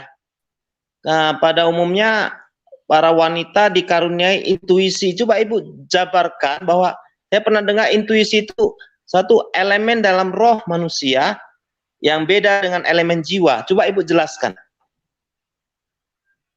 Shalom, halo. Maksudnya apa ya Pak? Ya shalom. Elemen roh manusia itu ada intuisi Bu. Shalom. Dalam roh manusia itu ada intuisi. Coba Ibu jelaskan. Ya. Baik. Coba Ibu jelaskan. Maksudnya apa ya Pak? Intuisi itu apa? Saya nggak kurang paham. Intuisi itu. Dalam roh manusia. Intuisi itu apa Pak? Coba saya kembali kepada Pak Manubulu, jelaskan ya. Punya feeling. Kalau bahasa sehari-hari firasat dari roh manusia. Oh, Ya, Ibu Maria bisa jawab? Ya. Kalau menurut saya, kalau firasat memang bisa ada kepekaan, ya kan? Setiap orang yang nggak percaya Yesus juga punya firasat gitu. Tapi beda ya kalau firasat gitu. Memang kalau kita udah peka sama Tuhan, kita bisa tahu nih firasatnya bahkan ada satu perasaan, ya kan? Itu. Jadi kita harus dekat sama Tuhan aja. Kalau dekat sama Tuhan, firasat kita dibungkus oleh kuasa Roh Kudus. Jadi firasatnya benar apa enggak kalau kita berserta Tuhan itu lebih peka, Pak, gitu. Jadi firasat manusia harus tunduk sama Roh Kudus yang dalam kita. Gitu. Oke. Jadi kita lebih dekat sama Tuhan aja, bisa kita bisa mengerti. Amin. Coba saya tanyakan Ibu, tadi ada pengertian Gimana, Ibu, Pak? bagaimana membedakan karunia roh, kan ada orang indigo atau karunia melihat datang dari Tuhan. Penglihatan dari Roh Kudus sama yang bersifat indigo, apa bedanya, Bu? Halo? Halo? Dengar, Bu? Bisa dengar beda, Ibu Maria? Ada yang punya karunia. Ya, halo? Membedakan karunia penglihatan dari Tuhan sama Halo? Ya, Bu. Coba Ibu jelaskan membedakan karunia penglihatan. Ya, Bu, lanjut, Bu. Ya. Kalau saya terus terang ya, kalau saya juga punya orang-orang sekitar saya yang punya indigo. Ya. Jadi orang-orang bisa ada teman saya atau mbak saya itu punya karunia juga, bisa lihat alam roh gitu. Ya. Ya, tapi yang membedakan mereka sering lihatnya alam-alam yang setan-setan, lihat alam-alam yang bukan dari Tuhan yang lihat gitu. Jadi kalau kita yang dari Tuhan murni itu sesuai dengan firman, ya, dengan Roh Kudus. Jadi jangan sampai melenceng. Jadi pada intinya kita harus dekat sama Tuhan dan punya tujuan menguatkan rohani kita enggak gitu loh, atau kita bisa menguatkan orang enggak gitu. Karena buat apa lihat nih setan di sini, setan di situ, buat apa? Nggak ada gunanya.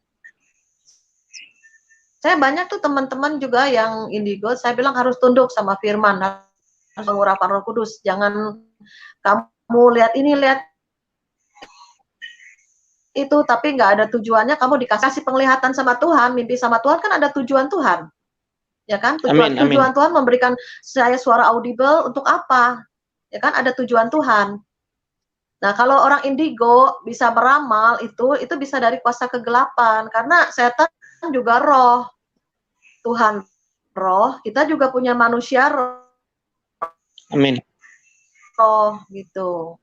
Itu kepada Roh Kudus, nah itu bukan dari Tuhan, dari roh kegelapan, kuasa-kuasa kegelapan. Juga bisa lihat ini, lihat itu, dengar suara ini, suara itu. Kan setan juga bisa berbicara. Begitu. Jadi bisa membedakannya ya dengan kita terima Yesus sebagai Tuhan dan Juru Selamat. Itu pintunya. Kedua, dia mau nggak dekat dengan doa, firman Tuhan, tiap hari tekun. Pak, di alam roh itu bahaya. Bisa banyak penyesatan di akhir zaman, bisa ada sihir masuk, bisa penyesatan itu bahaya. Gitu. Jadi harus kita tunduk. Ya.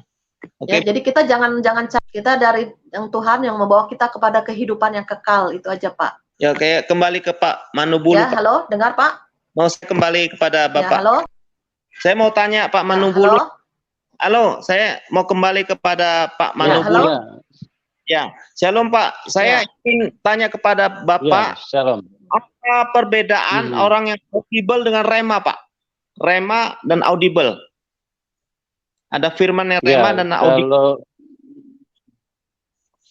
Jadi gini, audible itu sesuatu yang terdengar di telinga.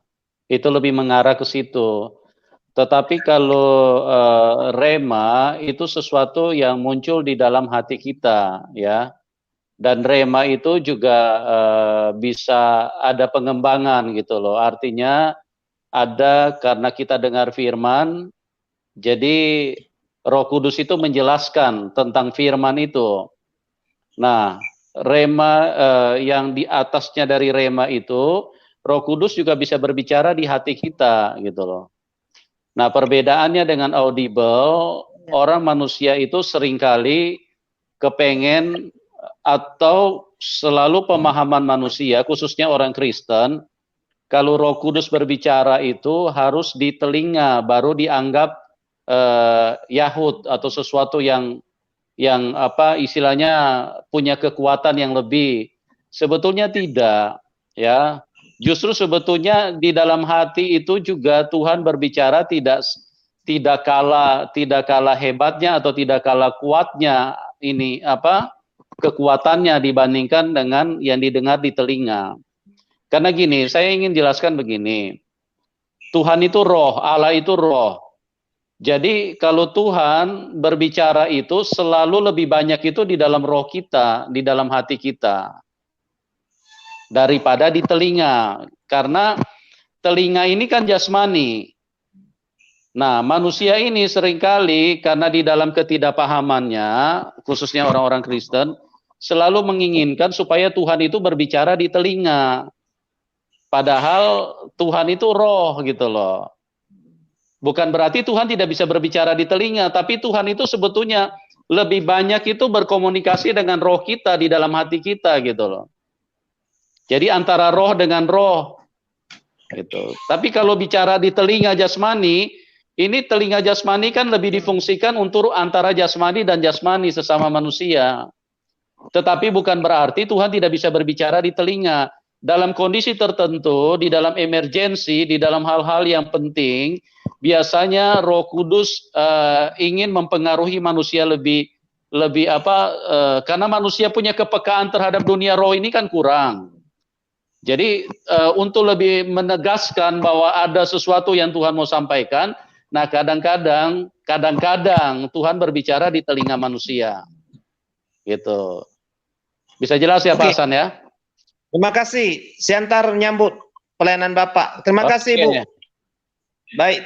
Baik Pak Hasan. Ya, Tuhan Yesus memberkati Pak. Amin, amin. Oke, puji Tuhan. Pak. Ya Pak, makasih Pak. Tuhan berkati.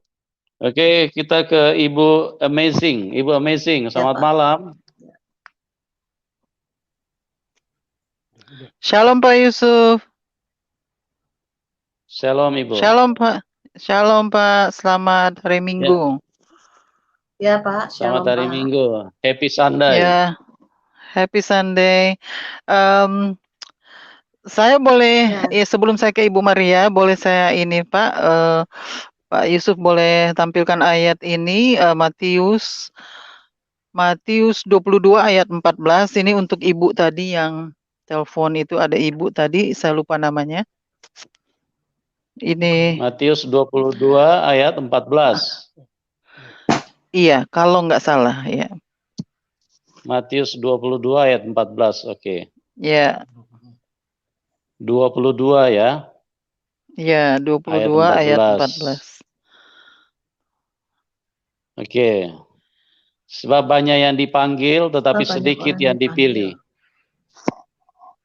Ya, betul Pak. Ini Ibu tadi waktu saya dengar tadi Ibu itu yang telepon tadi, ya dia bilang kan dia sudah dipilih Tuhan dari dia masih di kandungan kalau enggak salah ya tadi.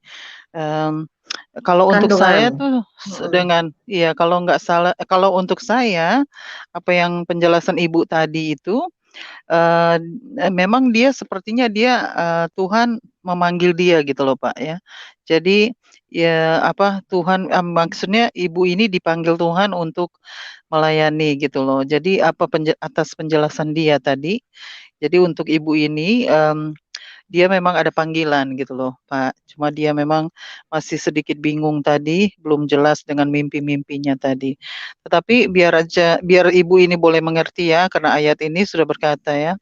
Jadi banyak yang dipanggil tetapi sedikit yang dipilih. Jadi saya mau ke Ibu Maria. Selamat hari Minggu Bu Maria, Shalom. Ya Bu. Bisa dengar ya Bu, jelas? Shalom juga. Tadi saya dengar, tadi saya dengar Ibu nggak bisa dengar benar ya Bu? Betul ya. Tetapi sekarang jelas ya Bu? Iya, keputus-putus ya. Iya Bu. Ya Bu, terima kasih untuk kesaksiannya Bu. Maksudnya Ibu begitu banyak mengalami ya Bu ya, apa keajaiban Tuhan ya dengan kesaksian Ibu itu saya dengar tadi. Jadi banyak keajaiban Tuhan di dalam hidup Ibu ya. Luar biasa ya Bu ya, puji Tuhan. Jadi biar bagaimana Bu, itu memang kalau latar belakang Kristen ya Bu, latar belakang Ibu maksudnya Kristen ya dari orang tua kan. Ya, jadi memang itu bisa mengalami banyak hal tentang Tuhan ya gitu loh maksudnya. Jadi saya juga mendengarkan Ibu tadi itu saya merasakan bahwa memang Ibu ada panggilan juga loh Bu di situ. Jadi apa yang Ibu jalani sekarang itu memang sudah panggilan Ibu juga gitu loh Bu. Ya jadi ya Ibu harus tetap menjalani ya Bu, harus tetap menjalani apa yang sudah Tuhan tentukan untuk Ibu. Menjalani, apalagi Ibu bilang tadi kan pada akhir ini ya di zaman COVID ini ya Bu, betul penuaian jiwa. Itu betul ya Bu, betul-betul kita diperhadapkan ya situasi yang ada saat ini memang betul bersama bahwa bergerak. Betul, itu penuaian jiwa sebenarnya memang sudah saatnya ini saat inilah. Ya betul, tergantung kita aja bagaimana kita mau meresponi ya semua itu. Jadi panggilan Tuhan itu sangat berbeda ya, berbagai macam lah cara Tuhan memanggil kita untuk melayani Tuhan. Jadi Ibu tadi juga, terus papanya gimana akhirnya tuh Bu? Ini pertanyaan saya. Bagaimana sesudah papanya itu? Maksudnya? Yang sudah papanya menjadi pendeta loh Bu itu. Jadi itu sudah maksudnya papanya sudah punya ministry gitu loh sendiri Bu atau bagaimana? Enggak, dia jadi sesudah dia tidak di gereja, dia jadi penginjil. Jadi kalau ada gereja-gereja yang panggil dia berkhotbah di gereja-gereja. Betul. Oh iya, oke. Tapi waktu ya, papa saya meninggal, pada waktu papa saya meninggal, dia dikasih tahu Tuhan juga, didatangi malaikat papa saya. Jadi dikasih tahu dia akan meninggal. Jadi di rumah sakit Geraha Medica waktu itu saya ikut tunggu, terus dia bilang ke saya, papa didatangi malaikat. Kok malaikatnya tulis huruf Kwoi ya di tembok rumah sakit Geraha Medica. Jadi ditulis Kwoi-nya bahwa engkau akan mati, tapi bahasa Mandarin. Terus dilihatin peti mati. Jadi papa saya sebelum pulang dikasih tahu dulu sama malaikat. Jadi memang punya karunia. Kalau saya bilang sih jawatan papa saya itu bukan gembala, jawatannya sebetulnya dia jawatan nabi gitu. Karena seringkali apa yang dia mimpi terjadi gitu. Apa yang dia ini bisa karunia penglihatannya tajam, pendengaran ayah saya juga tajam alam rohnya gitu. Jadi kelima jawatan akhir zaman ini memang harus bergerak semuanya untuk penuaian akhir. Betul. Iya betul Bu. Ya itu tadi juga Bu yang mengenai penglihatan roh-roh itu memang ada ayatnya juga ya, itu kalau Pak Yusuf boleh tampilkan ayatnya Pak Yusuf di 1 Yohanes 4 ayat 1. Di situ juga ayatnya sudah firman Tuhan sudah berkata ya bahwa kita harus menguji roh-roh itu.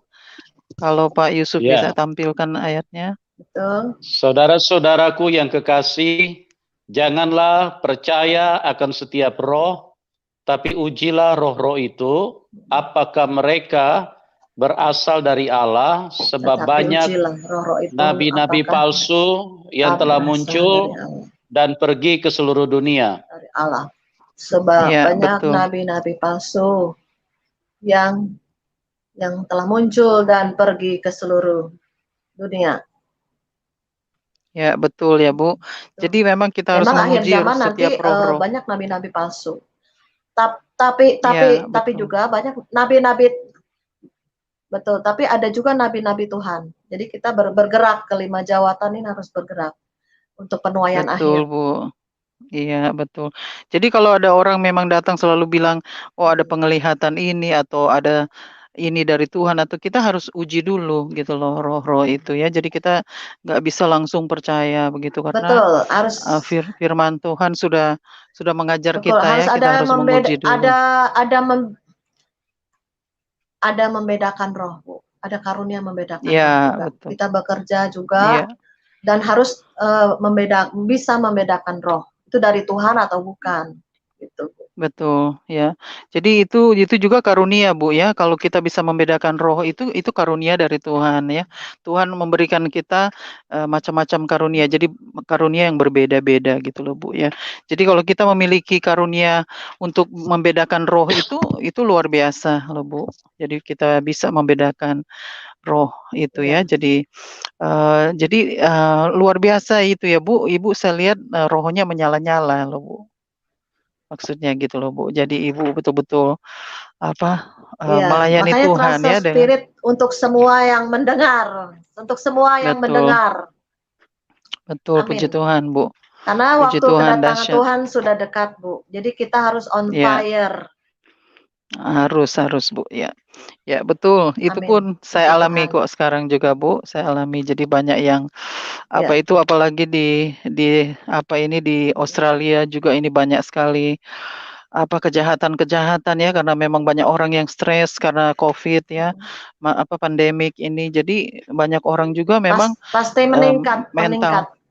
Iya, jadi mentalnya terganggu, jadi mereka nekat. Kadang-kadang mereka sudah bikin segala sesuatu yang kejahatan gitu ya. Itu juga satu hal yang memang sudah di zaman inilah istilahnya. Jadi yang penting kita sebagai anak Tuhan, umat Tuhan, kita harus lebih banyak berdoa, lebih banyak menghampiri Tuhan, mendekati Tuhan ya lewat doa dan worship itu, karena cuma di situ kita mendapatkan kekuatan juga. Iya, jadi ya di sini pun kami di sini pun situasi di sini bagaimanapun kami juga tetap harus perlindungan tuh dari Tuhan. Pasti, Bu, benar. Jadi itu Tuhan pasti melindungi kita karena kita tetap mau datang kepada Tuhan untuk mengandalkan Tuhan. Memang, Bu. Gitu. Oke. Ya. Amazing. Ya, oh iya, baik Pak. Betul, Bu. Karena akhir zaman ini kan dipisahkan, Bu. Karena Bu Amazing. Bu Amazing. Ya Pak. Ya Pak Yusuf. Oh ya, saya pikir puji Ibu nomor teleponnya belum WA ke kita. Ternyata sudah ada, Bu. Sudah masuk WA-nya. Sudah ya Pak, ya. Oh oke, iya sudah. Ya, puji Tuhan Pak. Ya, nanti iya itu nanti saya kasih tahu ininya untuk harinya ya Pak ya, untuk untuk wawancaranya ya Pak ya. Oke. Ya. Jadi terima kasih ya Pak. Ya. Ya, baik Ibu. Makasih ya. Iya, terima kasih banyak ya Pak untuk waktunya malam hari ini, dan juga Ibu Maria terima kasih ya Bu. Selamat melayani terus Bu, tetap semangat. Ya, tetap semangat ya Bu. Ya, pasti. Saya tambahkan sedikit. Ya Bu. Ya, amin. Yang Ibu bilang tadi, yang kejahatan tambah meningkat. Tapi memang benar, ini akhir zaman ini karena tekanan sejahat-jahatnya. Dan manusia yang hidup benar, sehidup sekudus-kudusnya, hidup benar, hidup suci, hidup kudus, ada pemisahan besar-besaran. Nanti cawan murka Allah kan akan turun bagi orang fasik ya. Jadi itu pemisahan besar-besaran benar terjadi. Yang jahat semakin jahat sampai puncak kejahatannya. Iya, betul Bu, Begitu. betul. Iya, betul Bu. Terima kasih Yang ya benar Bu. hidup kudus sampai hidup kudus jadi pengantin Kristus. Amin, Yang betul. cemerlang. Betul Bu, Ya. betul. Iya, betul Bu. Itu luar biasa. Ya baik Bu, terima kasih ya Bu. Tetap semangat ya Bu. Shalom Bu, Oke, shalom. shalom. Shalom Pak Yusuf. Terima kasih ya Pak Shalom. Yusuf. Ya. Shalom. Ya. Sampai Ya, sampai oke. berjumpa. Amin. Oke, Selamat see you, Ibu. malam. Iya, Selamat Shalom. malam. amin. Ya. Malam. Oke, kita ke East Coast. Selamat Ya. malam. Selamat pagi, Amerika. Ya. Shalom. Shalom. Ibu, suaranya? Ya, shalom. Ya, shalom, Oke, udah? Ibu. Udah? Oke, sudah Ibu, sudah. Udah ya, Pak. Ya. Selamat Silakan. pagi, Pak, di Indonesia. Di Amerika. Selamat malam di Indonesia. Saya Ya, mengucapkan terlebih dahulu shalom buat kita semua. Ya. Bapak Pastor Haleluya. sama Ibu Maria, saya sangat senang, Amin. sangat terberkati dengan kesaksian Ibu barusan. Ya. Luar biasa. Seperti Ibu katakan, kita harus baca firman. Berdoa, baca Ya, amin. firman, Amin. sama worship. Memang itu satu paket ya Bu ya. Tapi itu Ya, yang saya lakuin Bu tiap hari. Itu yang saya lakuin sendiri. Saya dengan melihat kesaksian Ibu masukin. ini, saya lebih menguatkan Ya, iman saya amin. lagi Ibu. Menguatkan iman saya lagi karena iblis itu memang setiap saat menggoda ya. Amin. Selalu ada aja. Tapi saya fight dengan itu. Dengan iblis itu. Saya mau karena itu baca firman tanpa doa juga percuma. Jadi memang itu satu paket, baca firman, berdoa dan worship God, menyanyikan lagu. Satu paket memang. Pujian penyembahan. Betul, itu satu paket Ibu Maria. Saya sangat senang dengan kesaksian Ibu, lebih menambah iman saya lagi, menguatkan saya lagi. Terima kasih Ibu untuk kesaksiannya. Ya, sangat terberkati. Pagi-pagi saya buka, wah ini khotbah luar biasa ini. Ya. Luar biasa Ibu, menolong sesama dengan coronavirus yang Ibu bilang. Kesaksian Ibu ada corona sekarang ini juga ikut campur, ini juga atas keizin Tuhan. Bagaimana supaya kita lebih mendekatkan diri sama Tuhan ya Bu ya. Betul. Terima kasih Ibu, terima kasih, saya sangat terberkati dengan corona channel. Ini terjadi. Betul Ibu. Betul. Amin. Luar biasa. Puji nama Tuhan. Betul. Wah, luar biasa.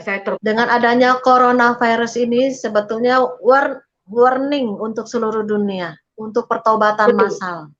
Pertobatan diawali dengan corona ini harus ada pertobatan di seluruh dunia. Betul. Jadi kita harus bergerak ya, injilin.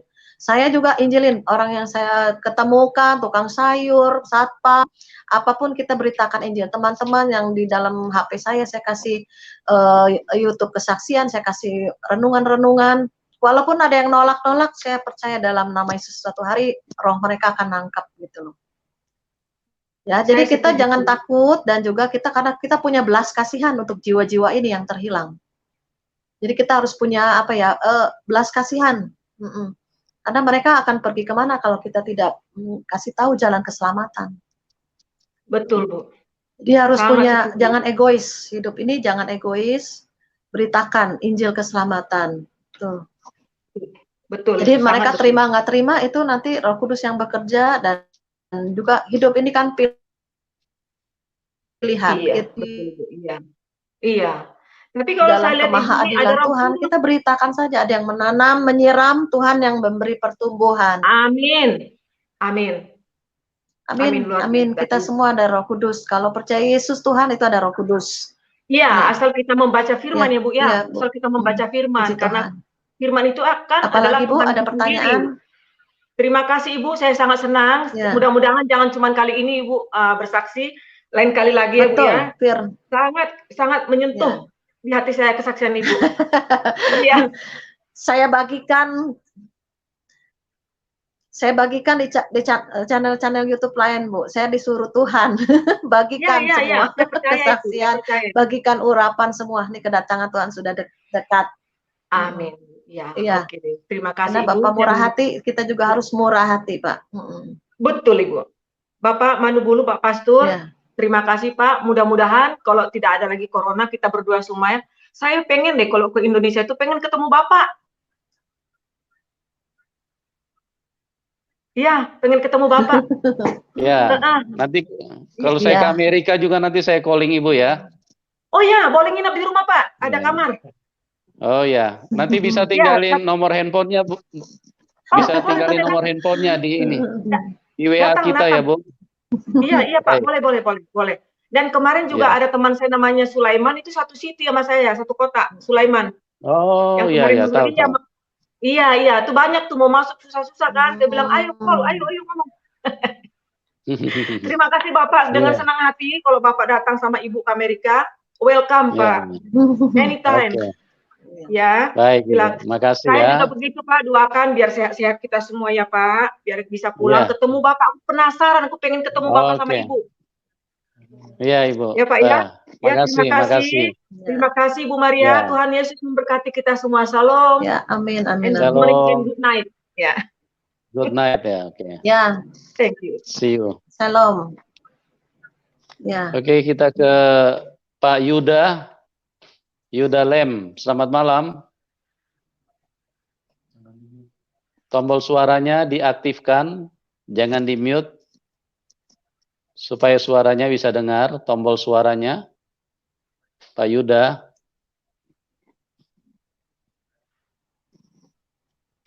Ya, Pak Yuda bisa dengar? Tombol suaranya, Pak. Halo, Pak Yuda. Ya, shalom. Ya, rupanya jaringannya kurang mendukung tempat Pak Yuda. Sekali lagi Pak Yuda. Oke, tidak bisa. Kita ke Pardosi. Selamat malam Pak. Ya, selamat malam Pendeta Yusuf. Selamat malam Pak, silakan Pak. Bu Maria. Ya, Bu Maria. Halo. Bu Maria bisa dengar? Bu Maria? Ya bisa Pak, saya dengar. Oke, silakan Pak. Gimana Pak? Ya, bisa, saya bisa dengar. Ya, saya mau bertanya dulu Bu. Ya. Saya kadang ini memang itulah entah bagaimana, kadang tidak semua kita ketahui kan gitu maksud saya. Yang puasa Ester itu bagaimana apanya itu ya? Karena begini, yang saya tahu kan yang namanya puasa Kristen itu ya kalau puasa puasa satu hari namanya ya 24 jam itu enggak makan. Yang puasa Ester itu gimana caranya itu ya? Ya, 3 hari 3 malam nggak makan nggak minum Pak. Jadi baca firman, doa, pujian penyembahan gitu. Biasanya ada sesuatu 24 kali 3. Jadi kata Ibu itu tadi puasa Ester 40 hari. 24 kali. Jadi kalau enggak, dia bilang dia puasa Ester juga, puasa 40 hari juga. Jadi bisa diambil. Ada juga puasa puasa Daniel 21 hari gitu. Enggak makan daging, ada juga. Jadi banyak macam puasa ya Pak. Jadi kalau kira-kira gini Ibu Maria, tapi yang ya maksud saya begini, kalau yang Pak, namanya puasa itu biasanya puasa contohnya kalau puasa 3 hari 3 malam, tapi setelah 24 jam makan, dihitung lagi mulai dari situ, selesai makan dihitung 24 jam, ya berarti kira-kira jadi 24, 72, jadi 76 lah istilahnya itu. Gimana itu? 24 jam benar, kali Pak. 3. Jadi 3 hari 3 malam. Betul, nggak biasanya itu yang mempunyai masalah, yang pengen Tuhan jawab, ada terobosan. Iya, maksud saya jadi itu memang harus selang 24 jam dia makan. Sesudah itu, contohnya begini Bu, kan dia puasa mulai mulai pukul 16 kan selesailah dia makan, ya kan, 16.00. Berarti besok pagi 16.00 baru dia bisa makan. Setelah itu kan setengah jam dia waktunya makan, berarti 16.30 hari besok sampai 16.30 besoknya lagi. Begitu setelah makan. Apa bisa begitu puasa Bu? Bisa juga Pak itu, tapi bukan namanya puasa Ester. Itu berarti puasa 3 hari, jadi makan sekali gitu Pak. Kalau puasa Ester benar-benar tidak makan, tidak minum, itu 3 hari 3 malam. Itu biasanya gitu. orang yang punya masalah tekanan gitu, yang mempunyai benar-benar lah mendekat sama Tuhan, udah ibaratnya mungkin punya masalah jalan buntu atau apa, mereka benar-benar. Saya sendiri waktu itu awal pertama saya puasa Ester itu, saya ikut gereja rem ke puncak. Itu saya punya masalah sangat berat sekali. Jadi saya waktu ambil puasa itu, saya hampir pingsan terus terang, karena saya hampir gelap mata, hampir pingsan lah, karena saya 3 hari 3 malam nggak makan, nggak minum. Nah, gitu. tapi karena saya minta kekuatan Tuhan, saya bisa laluin itu doa puasa Ester. Nah, itulah Tuhan memulihkan keluarga saya gitu loh Pak. Jadi ada maksud tujuannya Bapak ambil puasa Ester itu untuk apa? Bapak misalnya udah untuk ada saudara yang sakit, atau misalkan untuk ekonomi Bapak, minta terobosan Tuhan, atau hal apapun yang Bapak tertekan, mendesak, Bapak bisa ambil puasa. Boleh belajar misalkan sehari makan sekali, sehari makan sekali. Kalau mau benar-benar 3 hari 3 malam, itu juga berlatih. Saya sendiri pertama kali hampir saya pingsan, karena saya belum pernah. Apalagi kalau gereja-gereja dulu ayah saya itu nggak kenal puasa, terus terang. Ayah saya aja nggak pernah ngajarin saya untuk berpuasa. Gitu. Jadi begini Bu. Jadi saya waktu itu memang udah ada masalah berat, jadi saya ambil. Iya, halo. Maksud saya begini, saya bukan. Ya Pak, gimana Pak? Ya. Kan memang di dalam ajaran kekristenan itu kan dibilang, kalau kamu ada pergumulan, mintalah kepada Tuhan dengan masuklah berdoa ke dalam kamarmu dan berpuasa, kan ada ayatnya itu. Saya maaf tidak hafal ayatnya lah istilahnya, tapi yang jelas itu di kitab kan ada. Ya kan? Maksud saya betul. Apa memang yang begitu seperti yang ku bilang tadi, apa memang itu ada mujizatnya juga ya? Ya Pak Pendeta? Pasti Pak, ada pasti. Pasti, karena kita puasa itu merendahkan hati kita ya. Jadi ada terobosan, ada pemulihan. Jadi tapi semua kembali ke waktu Tuhan. Yang penting kita mau Tuhan ikut campur tangan dalam masalah kita ambil doa puasa. Nah, oh iya. Seringkali saya mengalami saat saya tertekan, terjepit, saya ambil puasa, Tuhan turut campur tangan dalam setiap masalah kita, gitu Pak. Jadi juga kan ada jenis-jenis yang tidak bisa diusir dengan doa, hanya dengan doa dan berpuasa, Pak. Iya. Jadi sebentar. Jadi Pak manusia Pendeta. Roh. Ya Pak Pendeta. Pak Yusuf. Ya Pak, gimana silakan, Pak? Ya Bapak mulai melatih aja lah, kalau Bapak belum pernah, Bapak mulai melatih lah. Misalkan ambil 3 hari makan sekali. Jadi melatih ya Pak ya. Jadi kedagingan Bapak disalibkan dengan berpuasa. Iya. Maaf Bu, maksud saya hanya nanya aja maaf Bu. Sebenarnya di dalam ajaran kekristenan itu kan dikatakan bukan seperti Bani Keder itu. Kalau berpuasa janganlah kamu orang tahu, karena kalau apa yang kamu buat kamu kasih tahu sama orang, apa upahmu lagi. Itu sebenarnya yang saya sebenarnya saya sudah melakukan itu, maksud saya, cuman ada nggak khasiatnya itu, karena saya lah pernah mau lanjutkan 48 jam kayak masih apa, tapi kalau nggak gini loh itu, Pak, nggak ya Bu. Halo? Enggak gini Pak, kita menghimbau, bukan saya menyombongkan diri, tidak. Tetapi dengan saya bersaksi ini, jadi saudara semua yang mendengar bisa belajar ambil puasa. Bukan karena saya sombong terus saya bilang saya berpuasa, ini enggak. Kan semua lihat hati, kembali ke hati. Kalau kita bersaksi, terus kita ambil bilang kita berpuasa, terus ada terobosan, dan orang juga, oh iya ya, kita ambil puasa, ambil doa, mengandalkan Tuhan gitu. Iya Bu, maksud saya tadi bukan mau jadi bisa yang belum pernah ambil puasa, saya katakan, saya bertanya, mulailah berpuasa. Karena namanya itu tadi puasa Ester, saya sering dengar jadi, tapi aspeknya nggak tahu. Kalau maksud saya bukan nuduh ibu tadi mau pamer, bukan. Karena kalau saya langsung kasih tahu kan nggak enak perasaan saya karena ada firmannya gitu loh. Itulah maksud saya. Makanya sebelum saya utarakan itu, jangan dibilang yang dengar saya nanti, yang dengar saya dibilang, oh pamer si Pardos itu katanya kan nggak enak. Itu makanya saya dasari dengan ayat dulu maksud saya.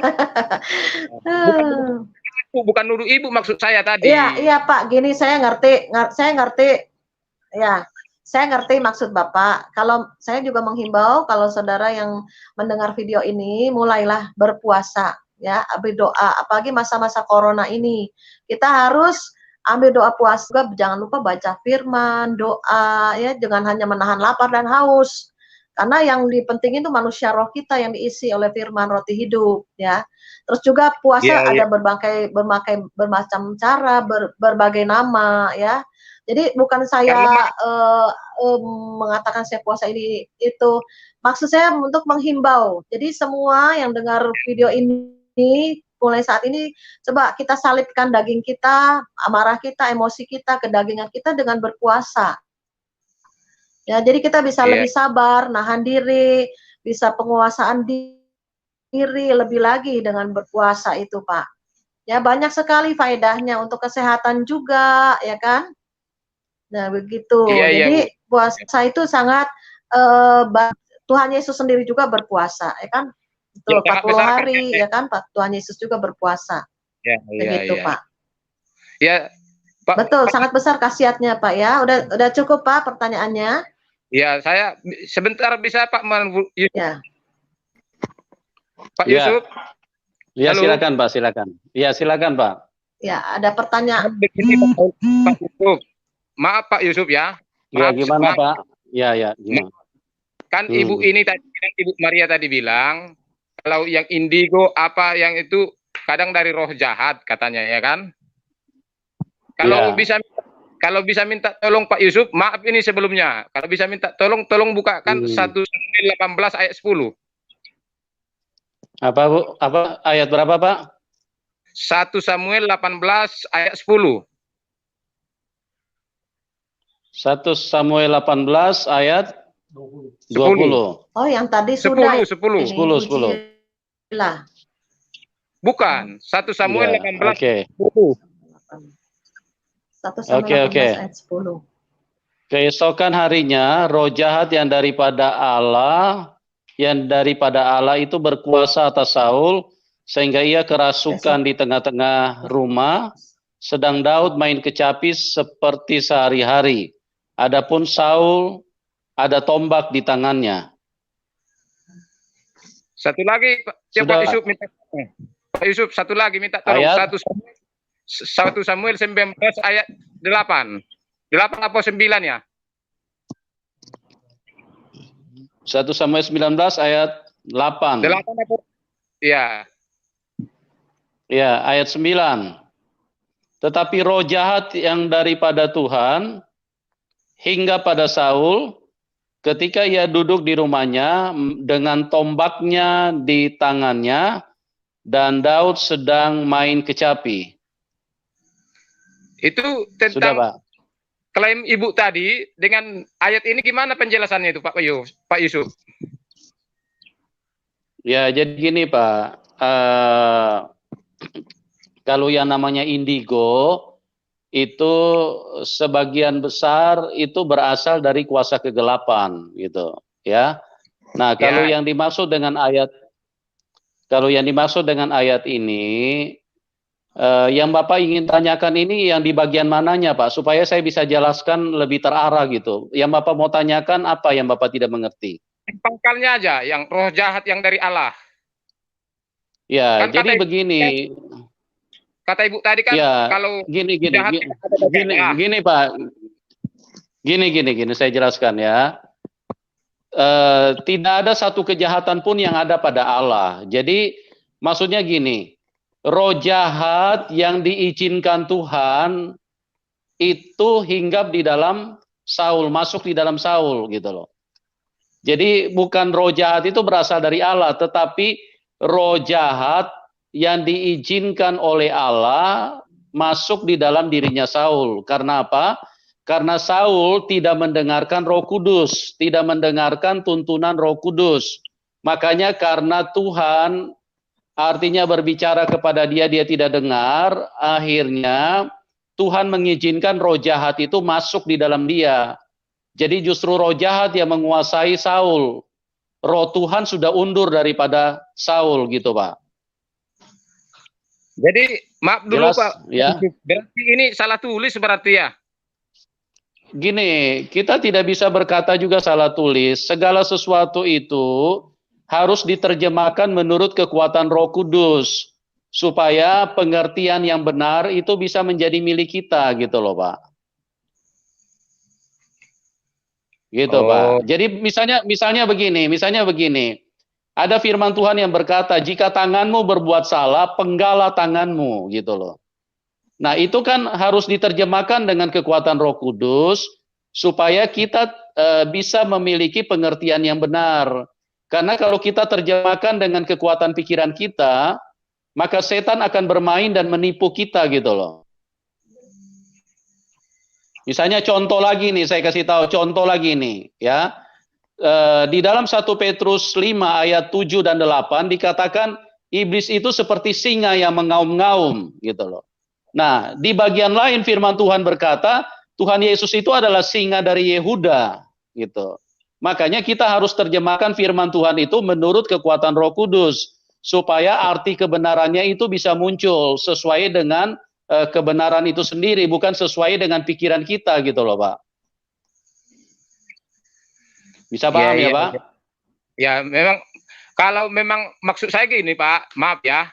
Makanya saya minta maaf dulu tadi. Makanya saya minta maaf duluan tadi kan. Memang kalau saya paham akan itu karena semua isi Alkitab itu tidak bisa diterjemahkan letterlet. Maksud saya tadi iya, karena dalam saya maaf Pak, saya orang Batak. Kalau di kampung kami itu juga ada tuntunan kalau membaca Alkitab itu jangan sekali-sekali tanpa berdoa. Bisa jadi bibelan karena jadi gila bibel maksudnya kalau tidak ada tuntunan Roh Kudus. Saya paham akan itu. Maksud saya kupikir jadi karena maksud saya itu Pak, bukan maaf ya, bukan mengetes. Saya tunjukkan ini agar orang yang mana tahu yang masih baru-baru tidak salah paham, itu maksud saya, Pak. Iya, ngerti Pak, ngerti. Enggak apa-apa Pak, saya ngerti maksud Bapak. Bapak tidak ngetes saya sangat mengerti itu. Jadi misalnya begini, ada banyak ayat yang kalau kita tidak hati-hati, kita bisa salah terjemahkan gitu loh. Artinya kita harus pakai kekuatan Roh Kudus gitu loh. Jadi jangan kita coba terjemahkan hanya berdasarkan ilmu pendidikan kita di sekolah teologi, karena itu sangat terbatas gitu loh, Pak. Iya, Pak.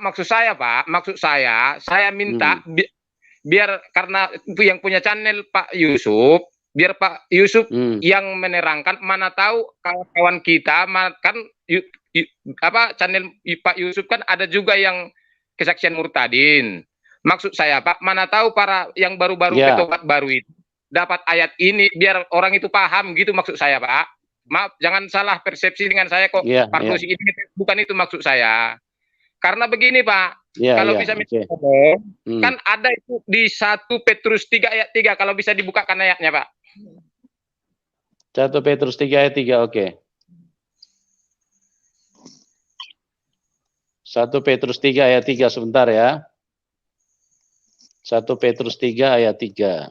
Ya, 1 Petrus 3 ayat 3. Oke. Perhiasanmu janganlah secara lahiriah, yaitu dengan mengepang-ngepang rambutmu, memakai perhiasan emas, atau dengan mengenakan pakaian yang indah-indah. Bukan itu. Halo? Salah mungkin, maaf, yang mempertanggungjawabkan. Itu ayat berapa ya? 1 Petrus 3, bukan 1 Petrus 3 ayat 3 itu. Yang mempertanggungjawabkan iman katanya. Ini 1 Petrus 3 ayat 3 nih, Pak. Salah ingat saya, yang mempertanggungjawabkan iman itu di mana itu ya? Petrus juga kalau nggak salah ya. Bunyi kalimatnya gimana, Pak?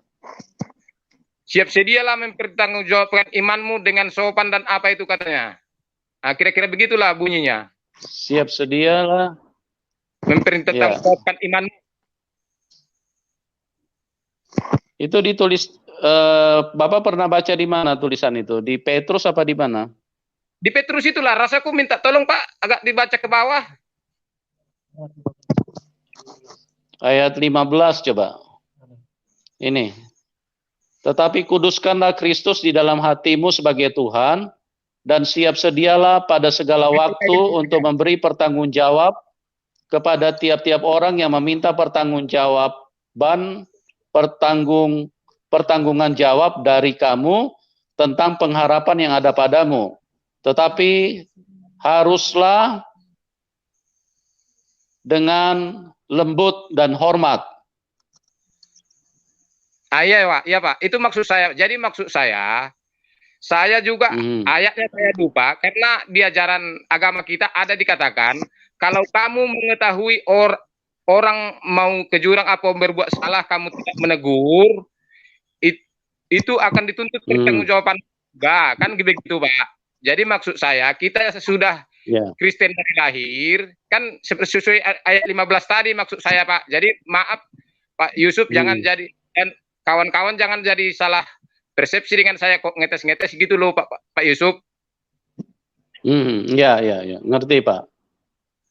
Oke Pak Pardosi, terima kasih. Ya, terima kasih Pak Yusuf. Ya, Tuhan berkati ya Pak. Ya Pak, Tuhan berkati. Oke, kita ke Yudalem, domba Yehuda. Ya. Yudalem. Ya. Yudalem Pak, lampu terang. Oh Yudalem. Oh lampu ya. Salam Pak. Saya pikir. Ya, salam Pak Yusuf. Silakan. Ya. Ya, salam juga Bu Maria. Bu Maria dengar salam? Ya, shalom Pak. Ya. Ya, shalom Pak, kedengaran. Ya, oke. Ya. Bu, tadi saya nggak ikutin ceritanya. Jadi Ibu audible aja, selain dengar suara Tuhan, bagaimana aja Bu selain dari suara?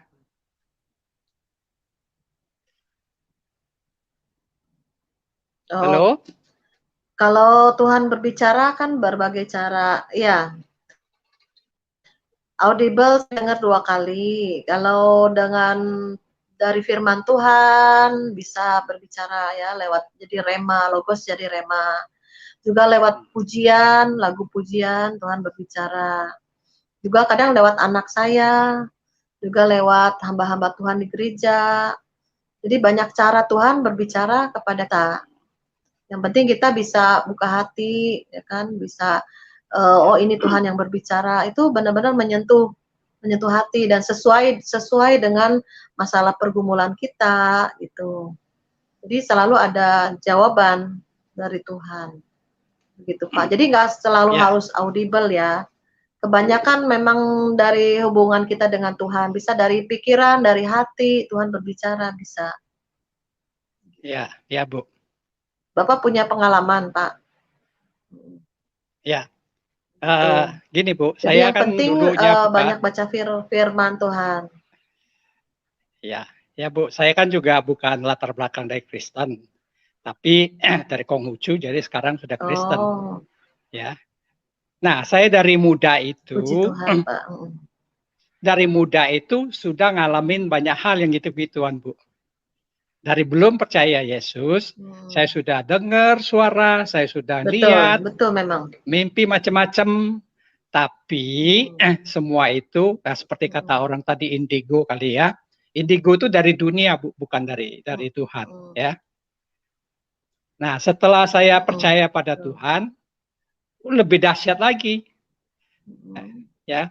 Nah, tapi banyak orang miss anak-anak Tuhan itu. Bapak. Ya. Nah, cuman di sini penglihatan-penglihatan itu, kalau saya baca Alkitab, itu bukan karunia penglihatan itu, Bu. Dengar, Bu? Halo? Halo, Iya, dengar, Pak. Bu? Jadi apa, Pak? Nah, Ya, coba kita iya, buka Pak, firman-Nya. Kita buka firman-Nya, Pak Yusuf, Ayub 33 ayat 14-15, Bu.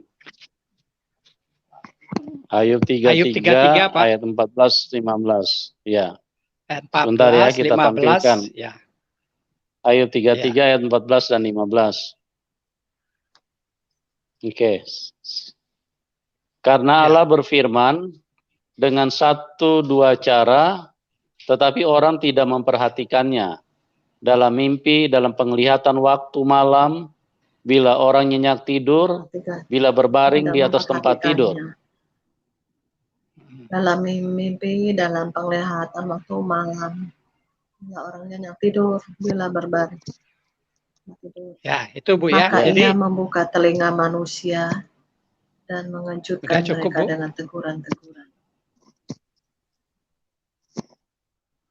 Halo? Ya Bu, cukup itu aja. Nah, jadi ya betul Pak, amin Pak, ayatnya memang ada. Jadi ya, amin, amin. Jadi penglihatan-penglihatan itu Tuhan berfirman atau Tuhan berbicara pada kita. Ya, berbicara, dia berbicara. Kalau penglihatan nempel. Kalau ini tidak nempel, Bu. Penglihatan tuh kalau lagi Tuhan nggak mau bicara, ya nggak ada. Kita nggak bisa. Oh, saya pengen lihat. Oh, nggak bisa kan? Betul kan begitu kan, Bu? Halo? Jadi misalnya saya pengen lihat, ya nggak bisa. Ya, karena itu kan Tuhan berbicara. Ya. Tapi di Alkitab, saya sudah cari, Bu. Penglihatan itu, karunia penglihatan itu tidak ada. Kata-kata karunia penglihatan itu tidak ada. Sudah saya set, itu komunikasi Tuhan. Melalui penglihatan-penglihatan. Nah, saya waktu belum percaya Tuhan aja, Bu, saya melihat secara fisik, pernah melihat jin hari Jumat jam 1, siang-siang. Ya, siang-siang hari Jumat, saya parkir motor, ada Pak Haji masuk, orang Arab. Tingginya kurang lebih 190 cm, ya. Dia tangannya digenggam di dada, ditaruh di dada. Dia masuk ke garasi tempat kita taruh mobil. Dia langsung ke belakang kantor, turun ke basement, hilang menguap gitu. Satu kantor saya pada cari itu, tanya, siapa? Jin, saya bilang. Nah, tapi di situ saya nggak pernah takut, Bu. Karena saya di kecil sudah pernah gituan, sudah sering. Gitu. Iya. Nah, jadi sini bukan karunia, Bu, sebenarnya. Berarti mata roh Bapak memang terbuka. Ya, tapi setelah saya percaya pada Yesus, itu lebih dahsyat lagi, Bu. Ini saya cerita dikit ya, Pak Yusuf ya. Halo, Bu, dengar, Bu? Ya, Pak, silakan, Pak. Dengar, Pak. Ya, oke. Nah, di kantor saya pernah terjadi kehilangan uang, itu saya yang nagih. Saya yang nagih, sore itu dibawa kasir, kemudian kasir itu dibawa pulang sama bos. Uangnya cukup besar sama cek-ceknya. Besok pagi semuanya itu hilang. Hilang. Wah, ribut jadi. Saya juga ini. Saya minta pertanggungjawaban. Saya punya bukti tanda terima. Ini tanda terima saya. Saya nggak mau tahu. Bukan di tangan saya. Nah, di situ kan dibawa pulang ke rumah bos. Ya. Nah, bosnya menyangkal terus di rumah saya. Anak saya nggak mencuri, anaknya nggak mencuri. Saya bilang, istrinya kan ada selain anaknya. Nah, di situ saya puasa 3 hari, Bu ya. 3 hari, tapi bukan puasa Esther. Puasa biasa 3 hari. Nah, malam ketiga itu, saya dikasih mimpi sama Tuhan. Tapi saya kaget, saya bangun, lupa semua apa yang dikasih lihat tadi dalam mimpi. Kemudian saya duduk di ranjang, Bu. Saya cuma ngomong sama Tuhan, Tuhan, tadi saya kaget, semua hilang. Tolong diulang sekali lagi. Nah, tiba-tiba saya melihat kepala seorang wanita dari jauh, dia ngejum dekat saya.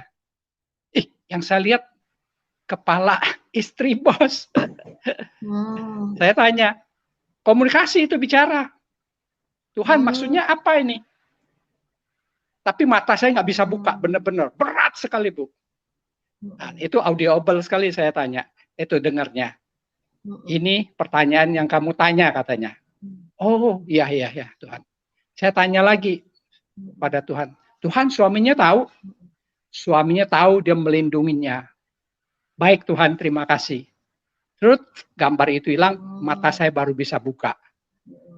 Nah itu, jadi kalau Tuhan bicara itu biasanya memang di hati seperti kata Pak Usut tadi, itu ada orang berbicara kita tahu. Ada di pikiran juga Bu, seperti telepati itu. Kata-kata lewat di pikiran, kemudian di telinga. Kalau penglihatan itu salah satunya juga. Tapi itu kayaknya bukan karunia. Kalau karunia itu penglihat. Nah, kalau penglihat seperti siapa ya? Samuel kalau salah penglihat ya. Nah itu beda agak. Ya puji syukurlah Bu, biar Tuhan Yesus sekarang mendatangin orang-orang yang mau bertobat agar mereka sungguh-sungguh percaya bahwa Tuhan kita hidup, bukan Tuhan yang mati. Ya, oke Pak Usup, terima kasih ya Pak Usup. Ya betul Pak. Amin. Berapa hari yang lalu itu Bapak panggil saya keputus itu Pak. Oh ya. Iya. Oke. Pak Tuhan berkatin Yuda, Pak Usup ya. Ya Bu Maria, Oke. Tuhan berkati. Oke, makasih. Oke, Salam. teman-teman. Ya. Kita Pak. sudah Makasih, Pak. sampai di penghujung acara. Terima kasih ya buat semuanya yang sudah bergabung, yang sudah masuk. Yang belum sempat, yang belum bisa, ya mungkin nanti di program selanjutnya ya. Karena kami live dari tadi sore dan kita cukupkan sampai di sini, dan ada beberapa informasi yang perlu saya sampaikan bahwa besok pagi jam 5.30 Before God Official akan kembali hadir di dalam pujian penyembahan ya, untuk membantu umat Tuhan supaya kerinduan yang selama ini yang biasa menyembah di gereja biasa berdoa pagi di gereja karena COVID sehingga kegiatan itu terhenti. Maka kami mengajak siapapun kita untuk bisa bersama-sama memuji menyembah Tuhan di pagi hari jam 5.30 besok ya, WIB waktu Indonesia bagian Barat ya. Jadi pujian penyembahan ini diadakan setiap pagi jam 5.30 dari Senin sampai Sabtu ya. Bapak Ibu yang selama ini rindu menyembah, memuji, mari kita bergabung bersama-sama untuk bisa ada di dalam hadirat Tuhan, karena ingat bahwa Tuhan berkata dalam firman-Nya, Dia bertahta di atas pujian. Dia tidak bertahta di atas istana, Dia tidak bertahta di atas uang, Dia tidak bertahta di atas hotel mewah bintang 7, tapi Dia bertahta di atas pujian. Kalau mau menghadirkan Tuhan, mau berjumpa dengan Tuhan, memuji Tuhan saja, menyembah, itu pasti Tuhan akan hadir ya. Dan kita akan lakukan dari Senin sampai Sabtu setiap jam 5.30 waktu Indonesia bagian Barat. Oke teman-teman, dan juga informasi selanjutnya, besok malam jam 7 kami akan live bersama Bapak Hairul Anwar, seorang murtadin yang dipakai Tuhan di dalam karunia kesembuhan, karunia mujizat, sehingga apapun persoalan Anda, apapun masalah Anda, bisa bergabung dengan kami. Mungkin dokter katakan sudah tidak ada pengharapan, mungkin dokter katakan kami sudah angkat tangan, tapi di dalam Tuhan Yesus tidak ada kata terlambat, tidak ada kata menyerah, karena segala sesuatu mungkin bagi Tuhan ya. Ya, besok jam 7 malam kami hadir untuk doa mujizat, doa kesembuhan bagi semua siapapun Anda ya, tidak pilih-pilih, dari agama apapun. Silakan Anda bergabung, karena Tuhan Yesus, Tuhan yang baik, Tuhan yang mengasihi siapapun kita. Oke teman-teman, dan kami juga menyampaikan terima kasih kepada Ibu Maria yang sudah berkenan untuk membagikan kesaksiannya yang luar biasa, yang bisa menjadi berkat bagi banyak orang pada malam hari ini. Dan doa kami buat semuanya, Tuhan Yesus selalu menyatakan kebaikannya, memberikan kemurahannya buat setiap kita, dan Tuhan Yesus memberkati kita semua. Oke, sampai berjumpa di program selanjutnya. Tuhan Yesus memberkati kita semua. Salam kemenangan. Amin. Ya, Tuhan Yesus memberkati. Amin. Haleluya.